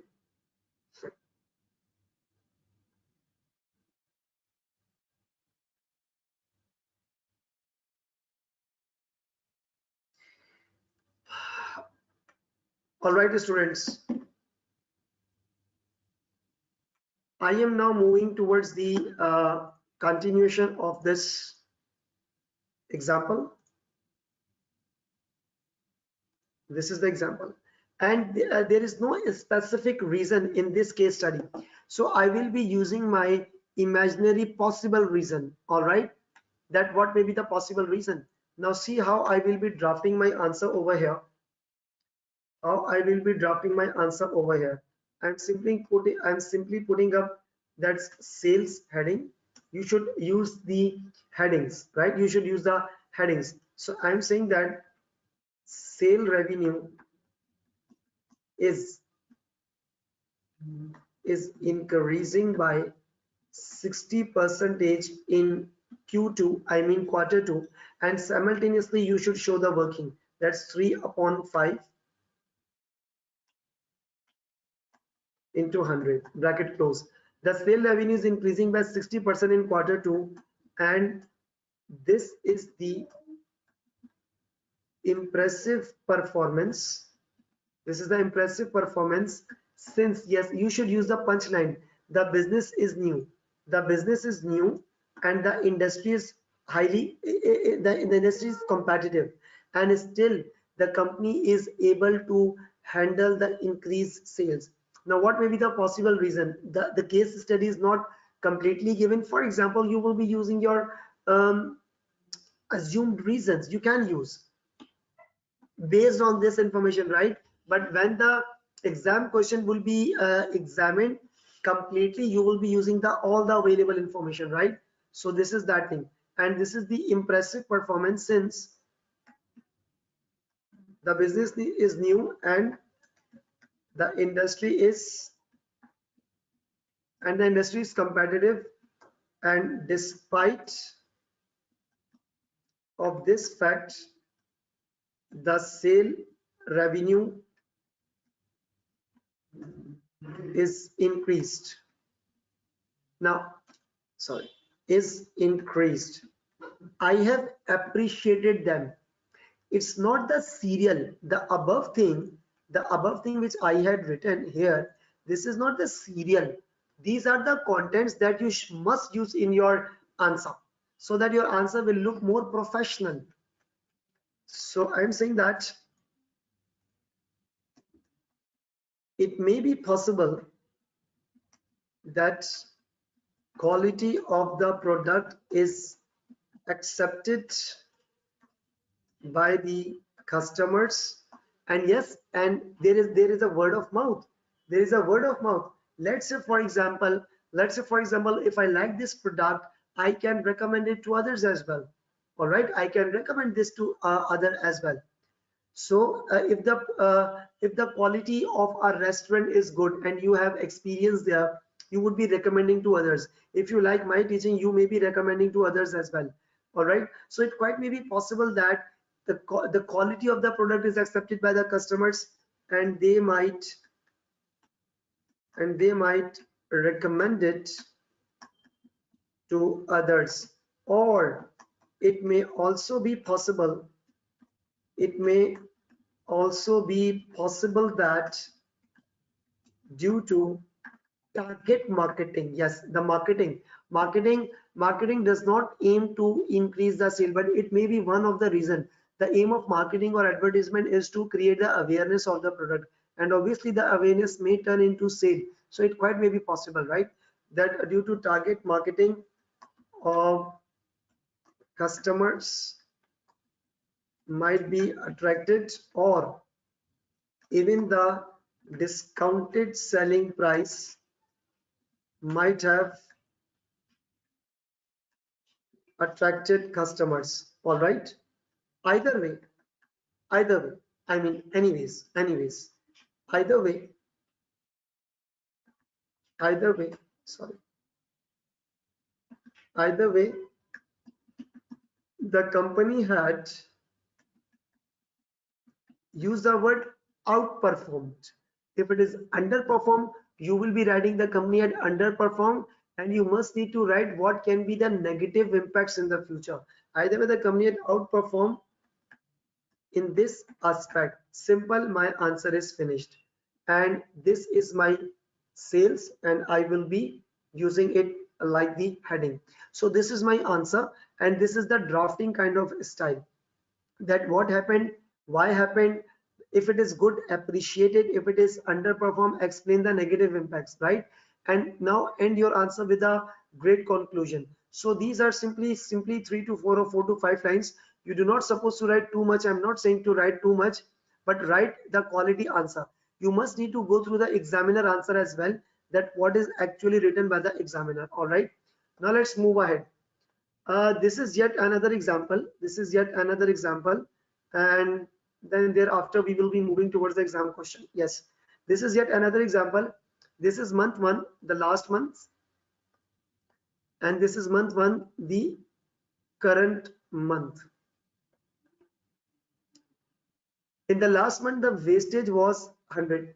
I'm hiding one thing. All right, this is not available. Let's say, for example, for instance, because I want you people to think very critically and professionally. If this information is not available, the average person will be saying that the company is not performing well. Why? Because there are 100 kgs wasted and there are 150 kgs wasted. The average people, the average person, the average assessor would be assuming that the company is not performing well, because he is saying the front line figure. He's seeing the front line figure. The front line figure is not reliable to judge. There's a very famous saying, do not judge the book through its cover paper. All right, so it's the cover, do not judge the performance. There's a very famous line, don't judge the book through its cover, it's the cover page. And the average assessor would be seeing the front line, and he may conclude that company is not performing well. Why? Because the increase of wastages. And see that you are not supposed to assess through the increase in waste. You are supposed to see the increase in wastage rate. There is a different thing. Now see that, don't compare, don't look. All right, must calculate ratio.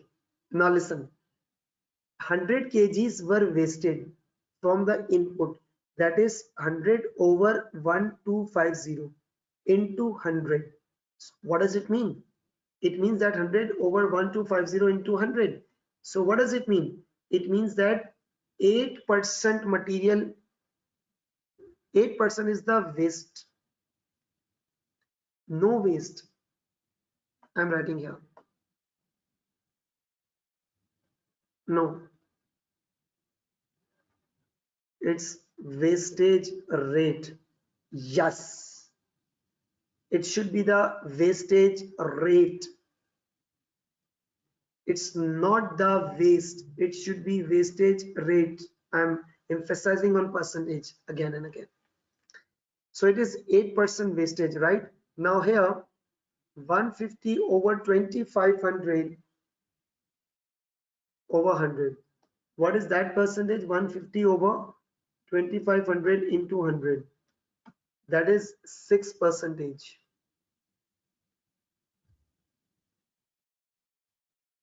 Wastage rate. It's not waste, it's wastage rate. 8%, 6%. You know what? The wastage rate is getting down. The company is performing well. The company is performing well. Whatever you will be writing, you will be appreciating the company. The company is performing very well.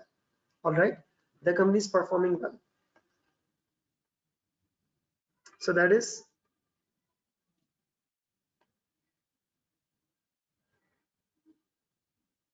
company's performance is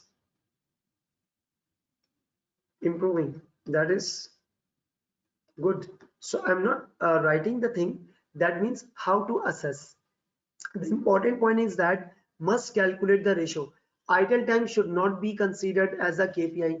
It's idle time percentage that should be considered as a KPI, right? So do tell me, students, do you understand this important point? Yes, Fatma Yusuf, I will be uploading this later on. Do you understand this point? Now tell me that everybody, every one of you is in my WhatsApp group, which I have created for you people. Are you all in the WhatsApp group? The link of WhatsApp group will be shared again. The link of WhatsApp group will be shared again. It quite may be possible that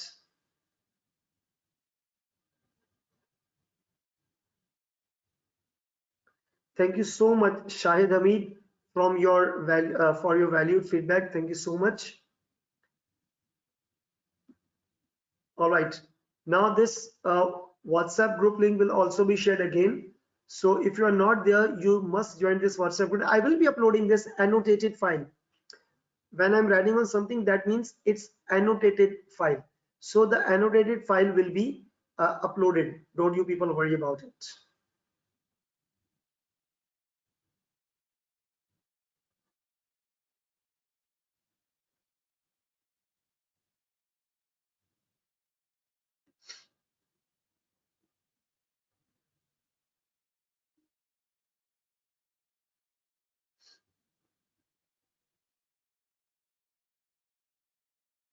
Yes, Javeri Akil, it will be shared.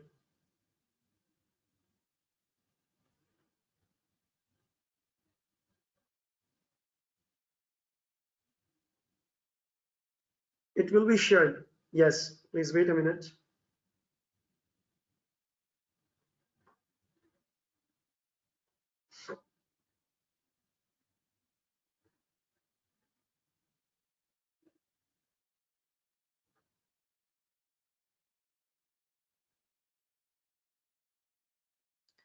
All right, the link had been shared. Okay, the link had been shared. You can join the WhatsApp group.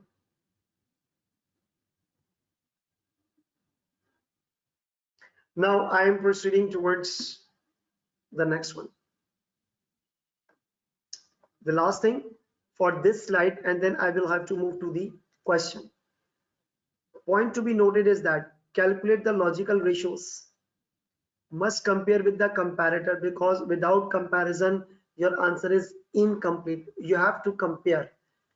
Calculate cost to sale ratio for the items which are affected by activity like sales, distribution cost and variable cost. For these kind of cost, you need to calculate, that is cost to sale ratio. That is cost to sale ratio. That what is the cost in relation to the sale. For example, there is a delivery or the distribution cost. If the sale is getting increased, that distribution cost should also be increased accordingly, right? So you must need to calculate the cost to sale ratio. Now, one important thing is that we have got different models to assess the performance. We have got different models to assess the performance.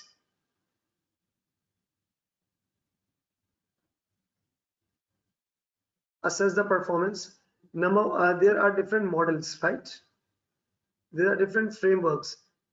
One is the balance scorecard. One is the building block model.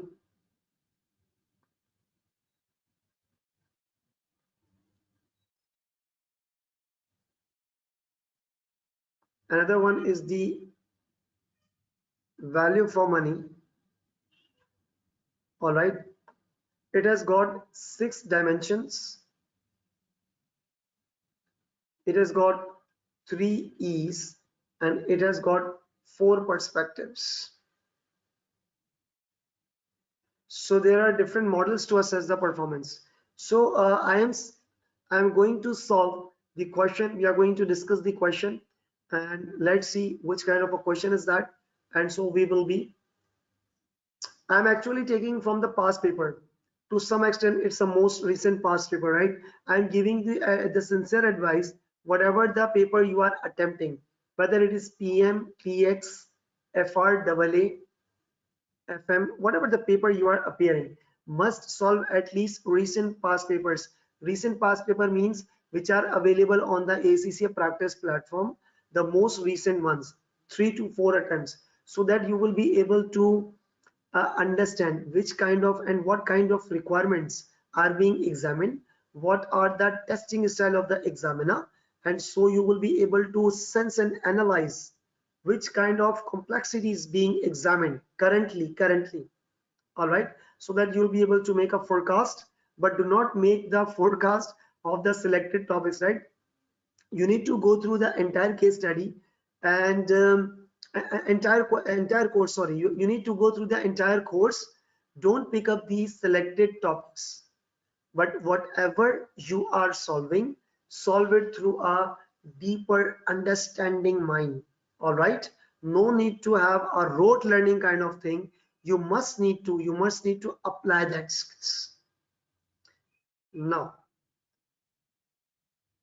it's done, and so I will be closing this files which are not being used currently. Closing these files which are not being used currently, and closing this as well.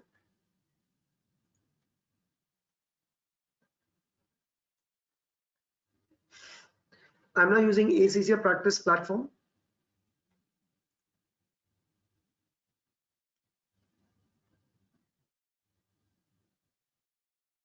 I have shared these results for your motivation that they are also human being. If these 2 students can achieve the nationwide first position, they are my student, and these are also some other results, good results. If they can achieve, you can also achieve.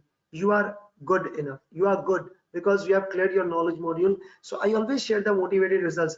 I do not spread the negative information that this paper is challenging. And yes, it is challenging to some extent. But the simple point is that if they can do, you can also do. All the thing is your positive mindset, be optimist, and you can do. My prayers are always with all of my students. You will be doing that. All right, now let's go to the practice platform, and I'm opening the question with the perspective to solve it. You people might be aware of this thing. All right,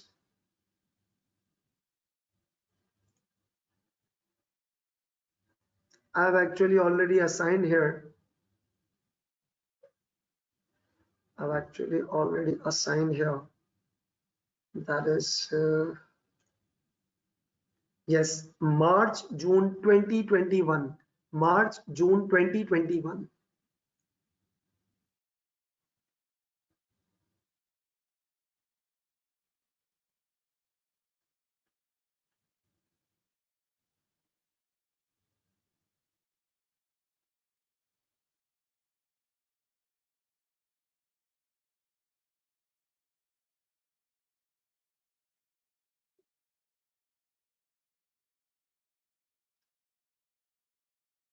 It is the, yes, Medcom is a charity based in Sealand. I hope you people can view the screen. Okay, I am adjusting it and doing it a little zoom so that you people can read this question at least thoroughly. All right. Is it now readable? All of you students, please tell me, can you read this thing? Can you read this information in this on the screen?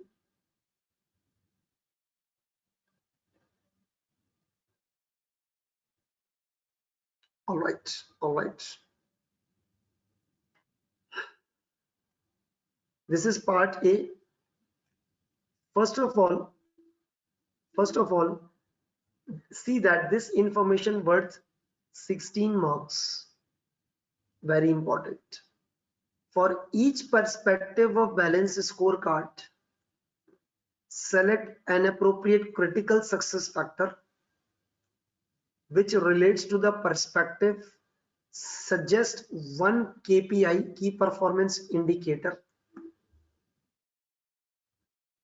and analyze the performance. In the balance scorecard, the question is of balance scorecard, right? In the balance scorecard, there are 4 different perspectives. Note, use the balance scorecard template provided below to structure your answer. This is the thing. I'm doing it a little zoom out. This is my balance scorecard template. This is financial. I will have to type something over here. KPI, performance analysis. If you will be moving down,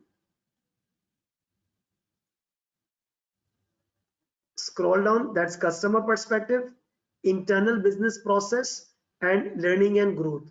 Simply the template is provided, and for everything you should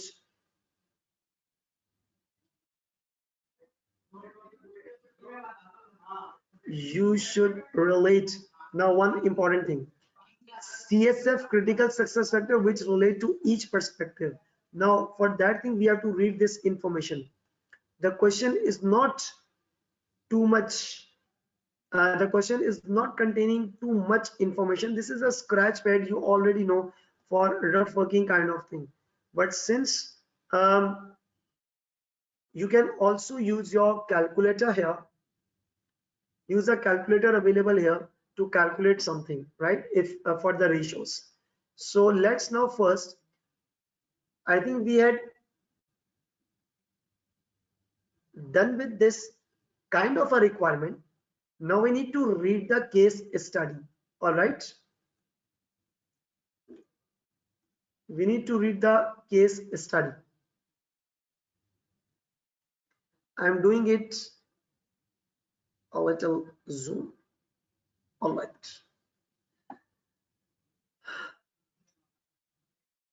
Medcom is a charity based in Sealand. Let's read it together. Medcom company is a charity based in Sealand. It provides medical treatment to prevent and cure blindness caused by cataracts to thousands of people in less developed countries.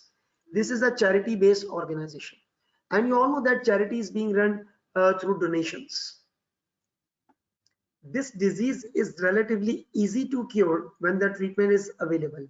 That means that this disease is able to be recovered, but the majority of the people who need that treatment cannot afford to pay for it, because this is the question for underdeveloped areas, underdeveloped countries. There's a eye blindness. The treatment is available, but the people cannot afford it. For over 10 years, Medcom has provided free treatment from 12 treatment centers based in fixed locations worldwide. They have their fixed location. Now see that this is a very simple introduction of the company, the charity-based company. Try to understand the nature of the business or the nature of the question. This is not the business, by the way. This is a charity organization, not for profit. But one thing I'm saying that whatever the organization is being running in the question, it should also be running in your mind. You have to imagine. You have to imagine. Go into that particular organization in your imagination, that what kind of an activity might be going on. So feel this like a practical thing. You may be able to write it. I can just guide you and teach you, and you have to perform it, right? Okay, so the treatment is available. They are operating from 12 treatment centers. Medcom company employs a small number but paid permanent staff. See that, observe me as well. I am highlighting each and every information, who consist of medical practitioners, medical administrators, and fundraisers. But majority of the workforce is voluntary. Practitioners does not mean who are on the articleship or on the practitioner, means the one who is in real practice. I am teaching since 2011. I'm teaching this thing from 2011, the paper PM as well. And I am the practitioner. I'm the tutor. I'm the practitioner, right? So the practitioner means the one who is in practice. The charity has built relationship with several teaching hospitals. In many of the countries, there are colleges and simultaneously the hospital, so that students are able to learn in a practical manner, from where it recruits newly qualified doctors and nurses. These doctors and nurses volunteer to work unpaid for a year in Medcom treatment before returning home work in one of the Seal and Many hospitals.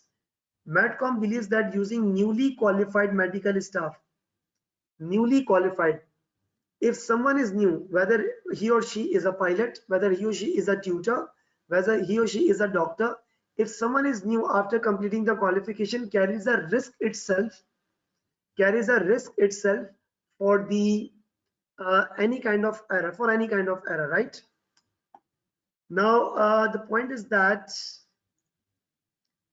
newly qualified medical staff will promote the use of most effective and up-to-date techniques and procedures. If you go back in the traditional manner, the operations or the medical facilities are used to be provided in a traditional way, but as far as the technology is getting improved, so the operations are getting much more easier nowadays. All right, so they believe that using the newly qualified medical staff will provide up-to-date techniques and procedures. Financial donations are sourced from large businesses. Yes, they are arranging the donation from large businesses in Sealand, and most of the equipment and other medical supplies needed are donated by hospital and manufacturers. The money is getting raised from the businesses. The equipments are being arranged from hospital and directly from the manufacturers. Thus, it is rare for the treatment center to run short of supplies. It's rare. I mean, very less chance, right? Medcom company keeps account with the year 31st August as well as detailed operating data. Data extracts from its management accounts for the year 2008, 2018, 17 and 16. That means 6, 7 and 8. These are the financial data. These are the numerical data. I should use the word numerical data. And at the last, new procedures are procedures which are introduced within the year. Medcom is about to introduce balanced scorecard to help implement the strategy and measure the performance. The critical success factor have been identified: positive cash flow, innovation, medical effectiveness, and functional efficiency. You must need see that these critical success factors have been identified, and you just need to there are four critical success factors. There are four critical success factors identified, and you need to relate it. Which critical success factor is for which perspective in the balance scorecard? All right. So just see that.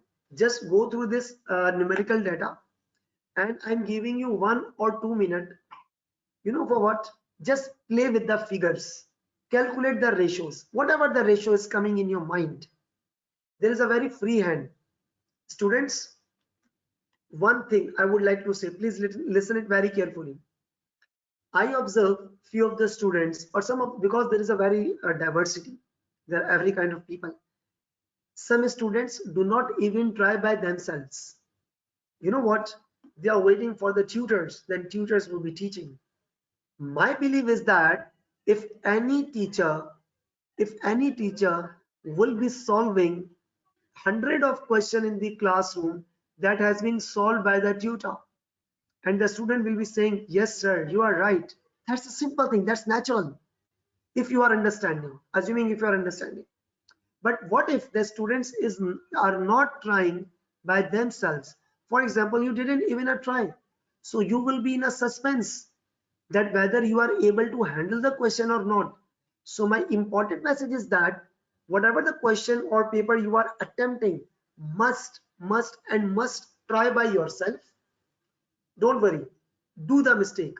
I love mistake, because mistakes are the reason, or it is a source of learning. It's a source of learning, right? So take it as a positive aspect. I do not spread the negativity. I am giving you the true and fair picture. The decision maker, you are the decision maker, right? So one thing I say, just do the thing.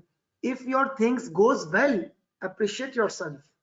If your calculated answer is not correct, accept that fact and see that it's my mistake, and congratulations, you have got the opportunity to learn. So students, do not try. They are waiting that I will be insulted. There is no insult. Okay, there is no insult. It's a matter of learning. So I am giving you 1 minute window or 2 minute window. I'm here, I'm sitting in front of you. Even I cannot watch you people, you are doing or not, but be honest with your studies. These are the things, right? These are the figures. Now what you have to do, I'm guiding you.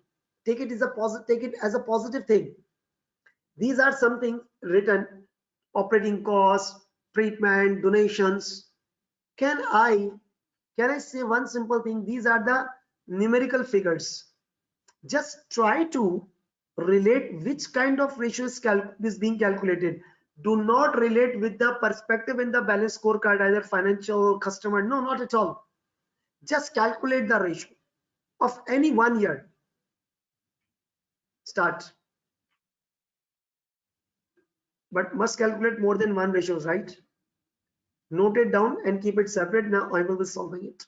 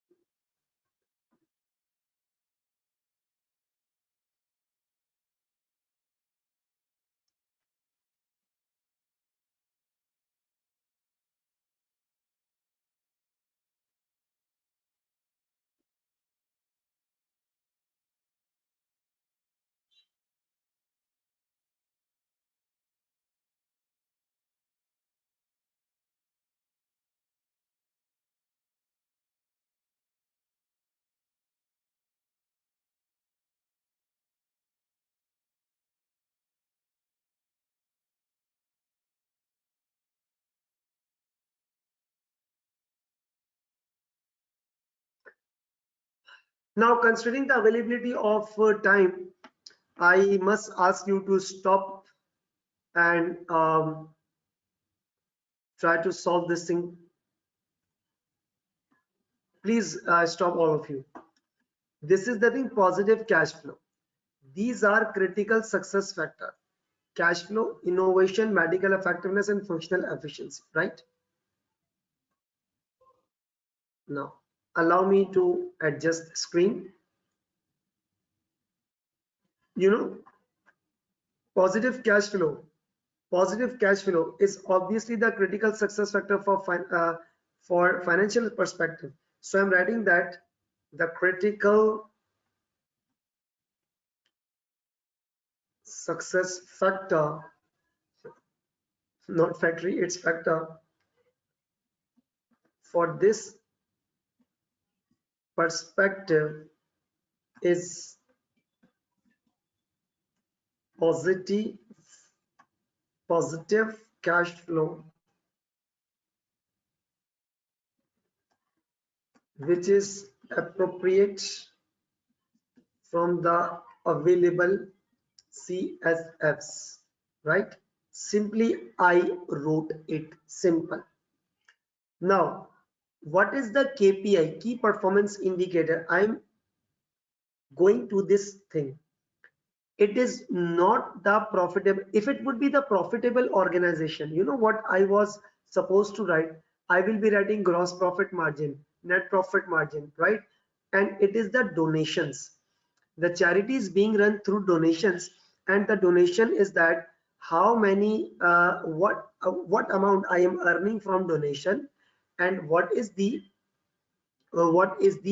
operating cost, and the net result is the surplus or deficit. So this is the average size of donation, $500, and number of donation is 2950. It's a total operating cost. It's a new procedure, and these are all non-financial information. So I must calculate what is the KPI. The KPI is that net profit margin. If it would be the profitable organization, definitely it would be the net profit margin, right? It would be the net profit margin. So here is that the most appropriate KPI from the information would be the net profit. No, don't use the word net profit. Use the word surplus or deficit. Would be the net surplus slash deficit. All right. That is sales. No sales. That is donations less operating costs. Simple. I have written it down. Now this is the performance analysis. Now while writing the performance analysis, you should use the words, you should use your calculations, and you should try to comment. You should try to comment, right? You should try to comment. And if I can say that performance analysis, you should what KPI you have suggested, the net surplus or deficit. So I need to calculate it, right? I need to calculate it. Performance analysis. I'm writing here 20x6, and that is 500 multiplied by 2950 bracket close minus the operating cost 1430. So write like that way. You should calculate it. I am writing and I will be commenting it. That's 500 multiplied by 2950 minus 1430, and that is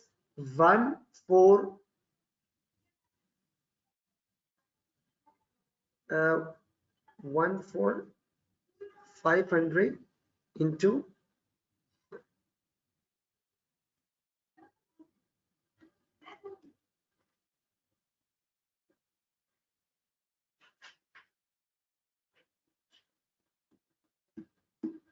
that's 45,000, right? Because it is in 000, it is in 000. So it's 000. What's the figure? That is 45,000. 45,000. That is the net surplus. So you can use the word surplus at the end. Surplus at the end. Similarly, 20x7, 20x7, that is 535, 535 multiplied by it's 3000 minus 1,550,000 is equal to, that is $55,000, that is surplus. It's 20x8, that is 600 multiplied by 2850 minus 1,730,000, and that is the $20,000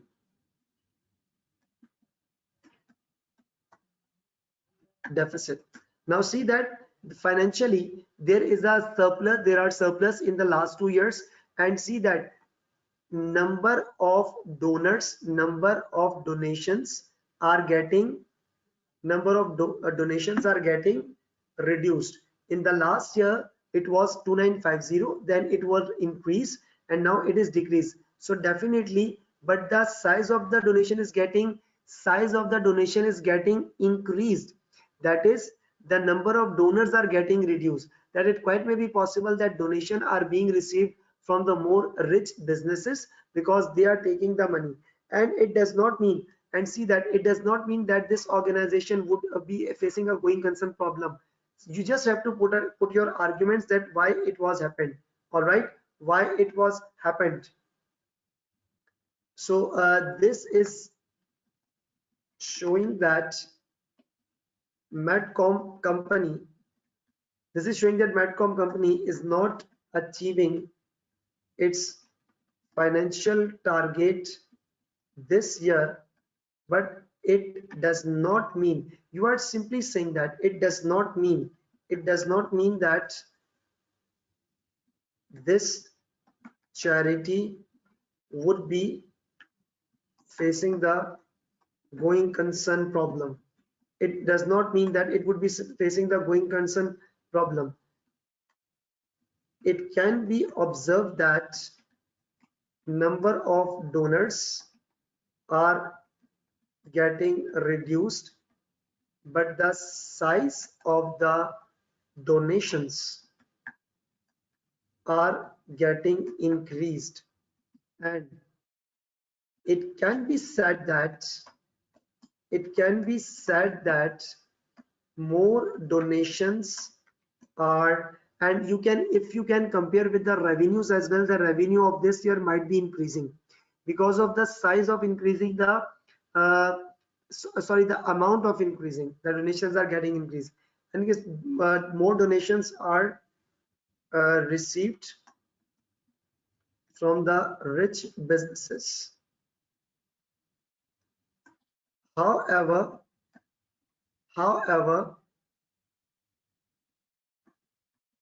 from the first year of deficit, it cannot be said that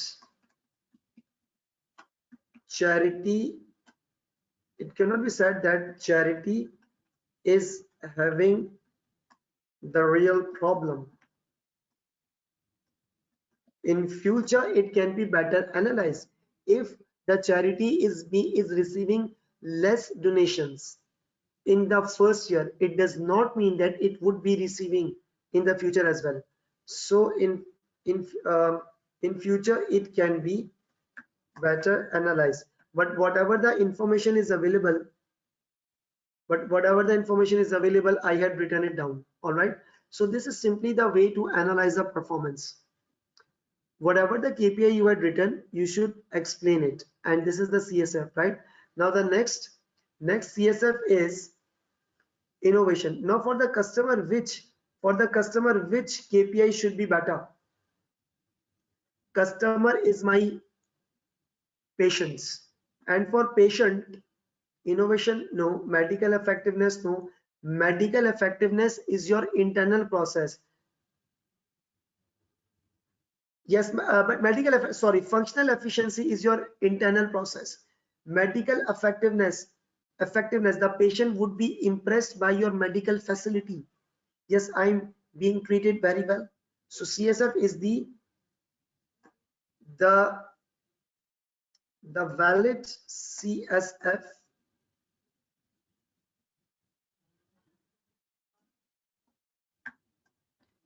CSF for this perspective is likely to be the medical effectiveness. Simply write like that way. All right, simply write like that way. And from this available table, which KPI?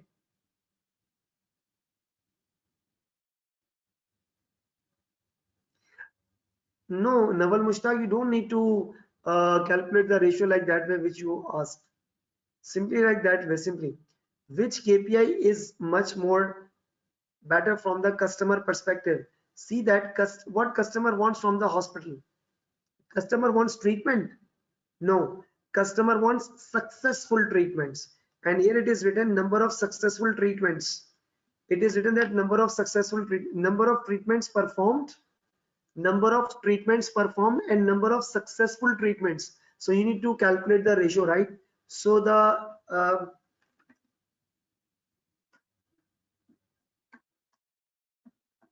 appropriate KPI, for this aspect is likely to be the number of successful treatments. And you know what, you had written down number of successful treatments, so you must need to calculate the ratio of it. That is successful.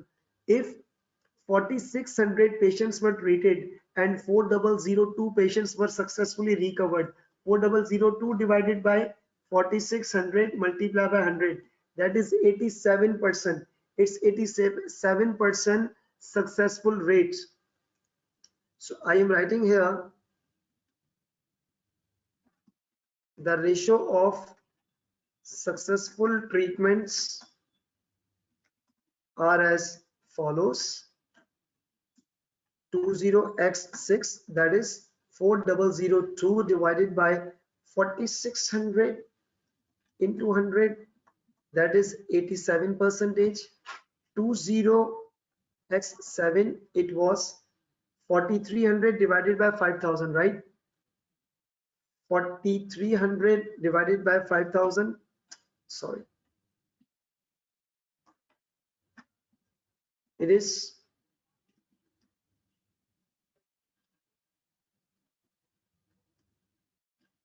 that is 86%. It's declining, and 4312, 20x8, that's 4312 divided by 5600 multiplied by 100.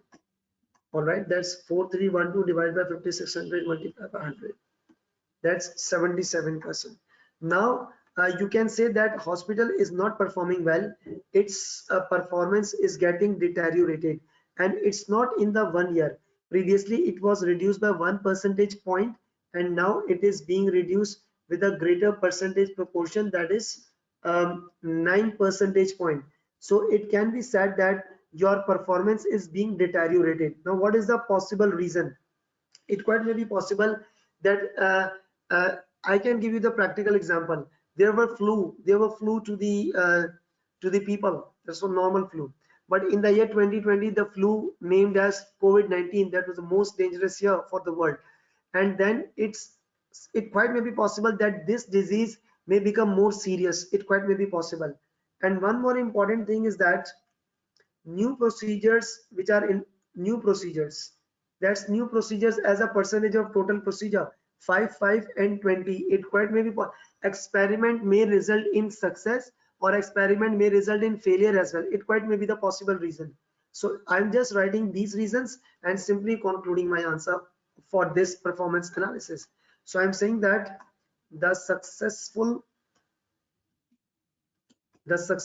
treatment is getting deteriorated by 9 percentage point from 20x7 in the year 20x8, despite of the fact that previously it was deteriorated by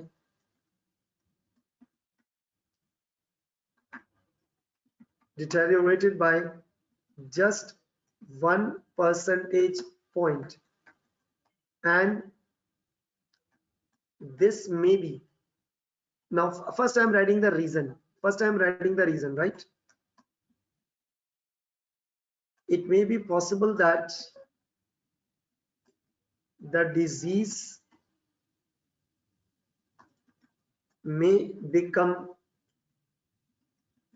more serious, or it may be possible that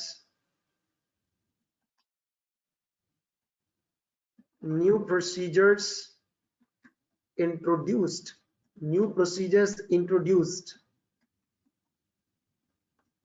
were not proved to be effective. Now explain the negative impact in the future. This may become the reason of poor image of the hospital, poor image of the medical services, which should be looked into with the intention to investigate and resolve the problem.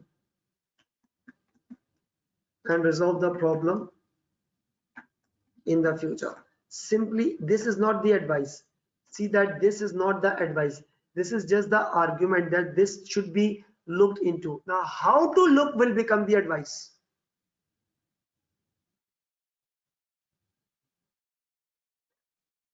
All right.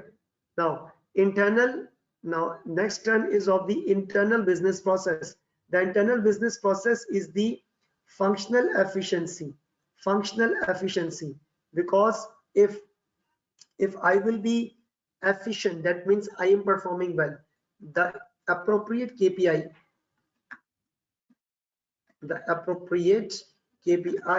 for this would be the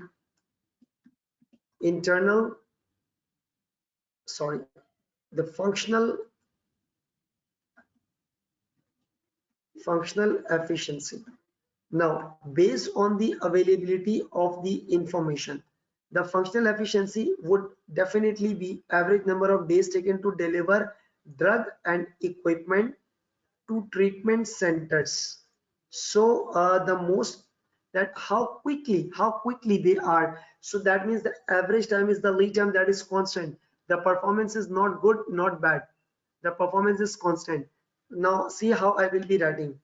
The KPI, then the appropriate KPI could be the average number of days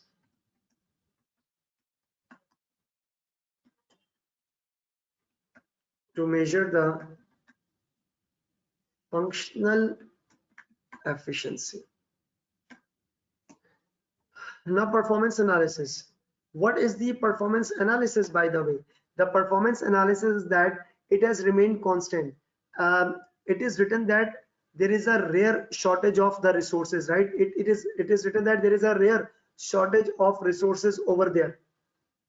So it quite may be possible that 7 days is maybe the standard lead time. So it was 7. So that means the treatments are going on and on and on. It needs to be looked whether these 7 days are enough, and the better performance can be judged in future when this number of days would be changed. If something is constant, that means the performance is all right.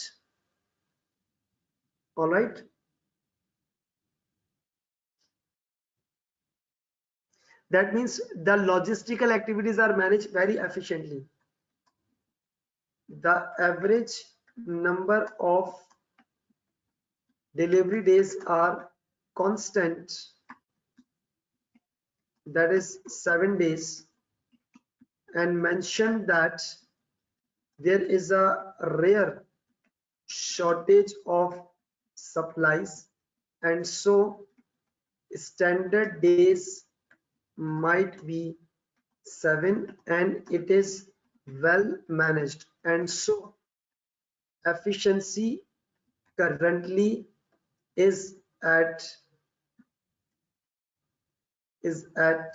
efficiency currently is at required level if 7 days are standard, and a better performance can be judged in the future when this would change. But the good news is that the days are not even getting increased. I will be adding this line. I will be adding line here. The plus point is that these days are not getting deteriorated.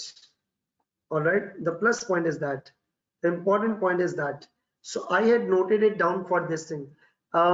Let's move ahead quickly towards the last thing because we are having shortage of time right now, and I hope that you are understanding this performance analysis. Now the next point is that, obviously the next one is the innovation. The next one is the innovation. Now the critical success factor would be the innovation, because it's a learning and growth. Now the CSF for this perspective is likely to be the innovation, and based on this, based on this information, what should be the KPI? The KPI is the number of new procedures. This is the thing, and they are 5, and 20%. Note, number of procedures, number of new procedures as a percentage of total. All right, so the important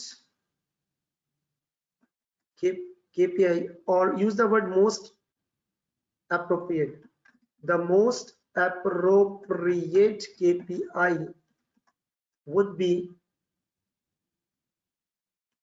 new procedures as a percentage of total procedures. Now it is already mentioned over here. Can you people please take 1 minute to think what may be the performance analysis, what would be the impact?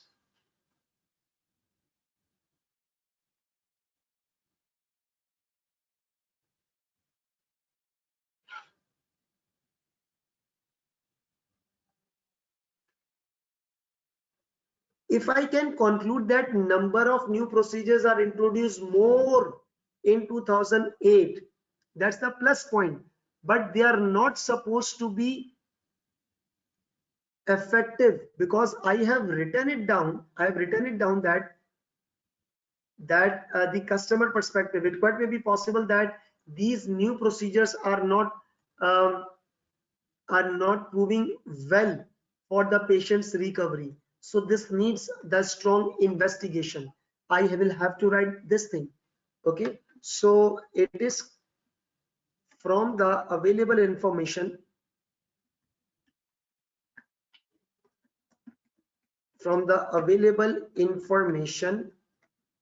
it is clear that number of new procedures as a percentage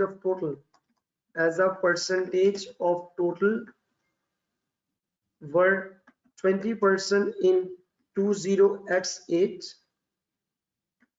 much more than the previous years, and that is the appreciating efforts.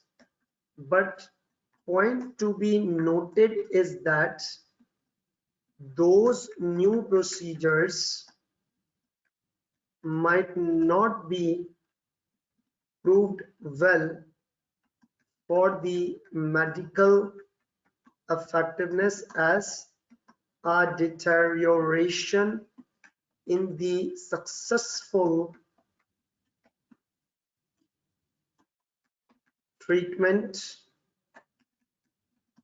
had been observed, which is the important aspect to monitor, and it should be investigated that whether new procedures are enough for the recovery. Now this needs to be monitored. So what I have written that performance analysis. Now students, I need your strong participation here. Do you people understand how to comment on it? Do you people understand? Please leave a neutral and independent opinion. Do you understand? Please give your feedback. Feedback is a fuel for the performer.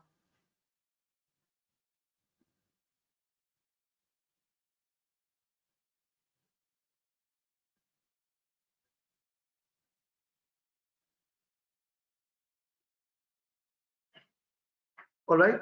Now, one more important thing. This part 2, you will be performing part 2 by yourself. And with all my best wishes and positive vibes, remember, you are good. You can do it. Okay. Now, see you tomorrow. Have a good night. Good evening. Bye bye. Take care of yourself. Thank you very much.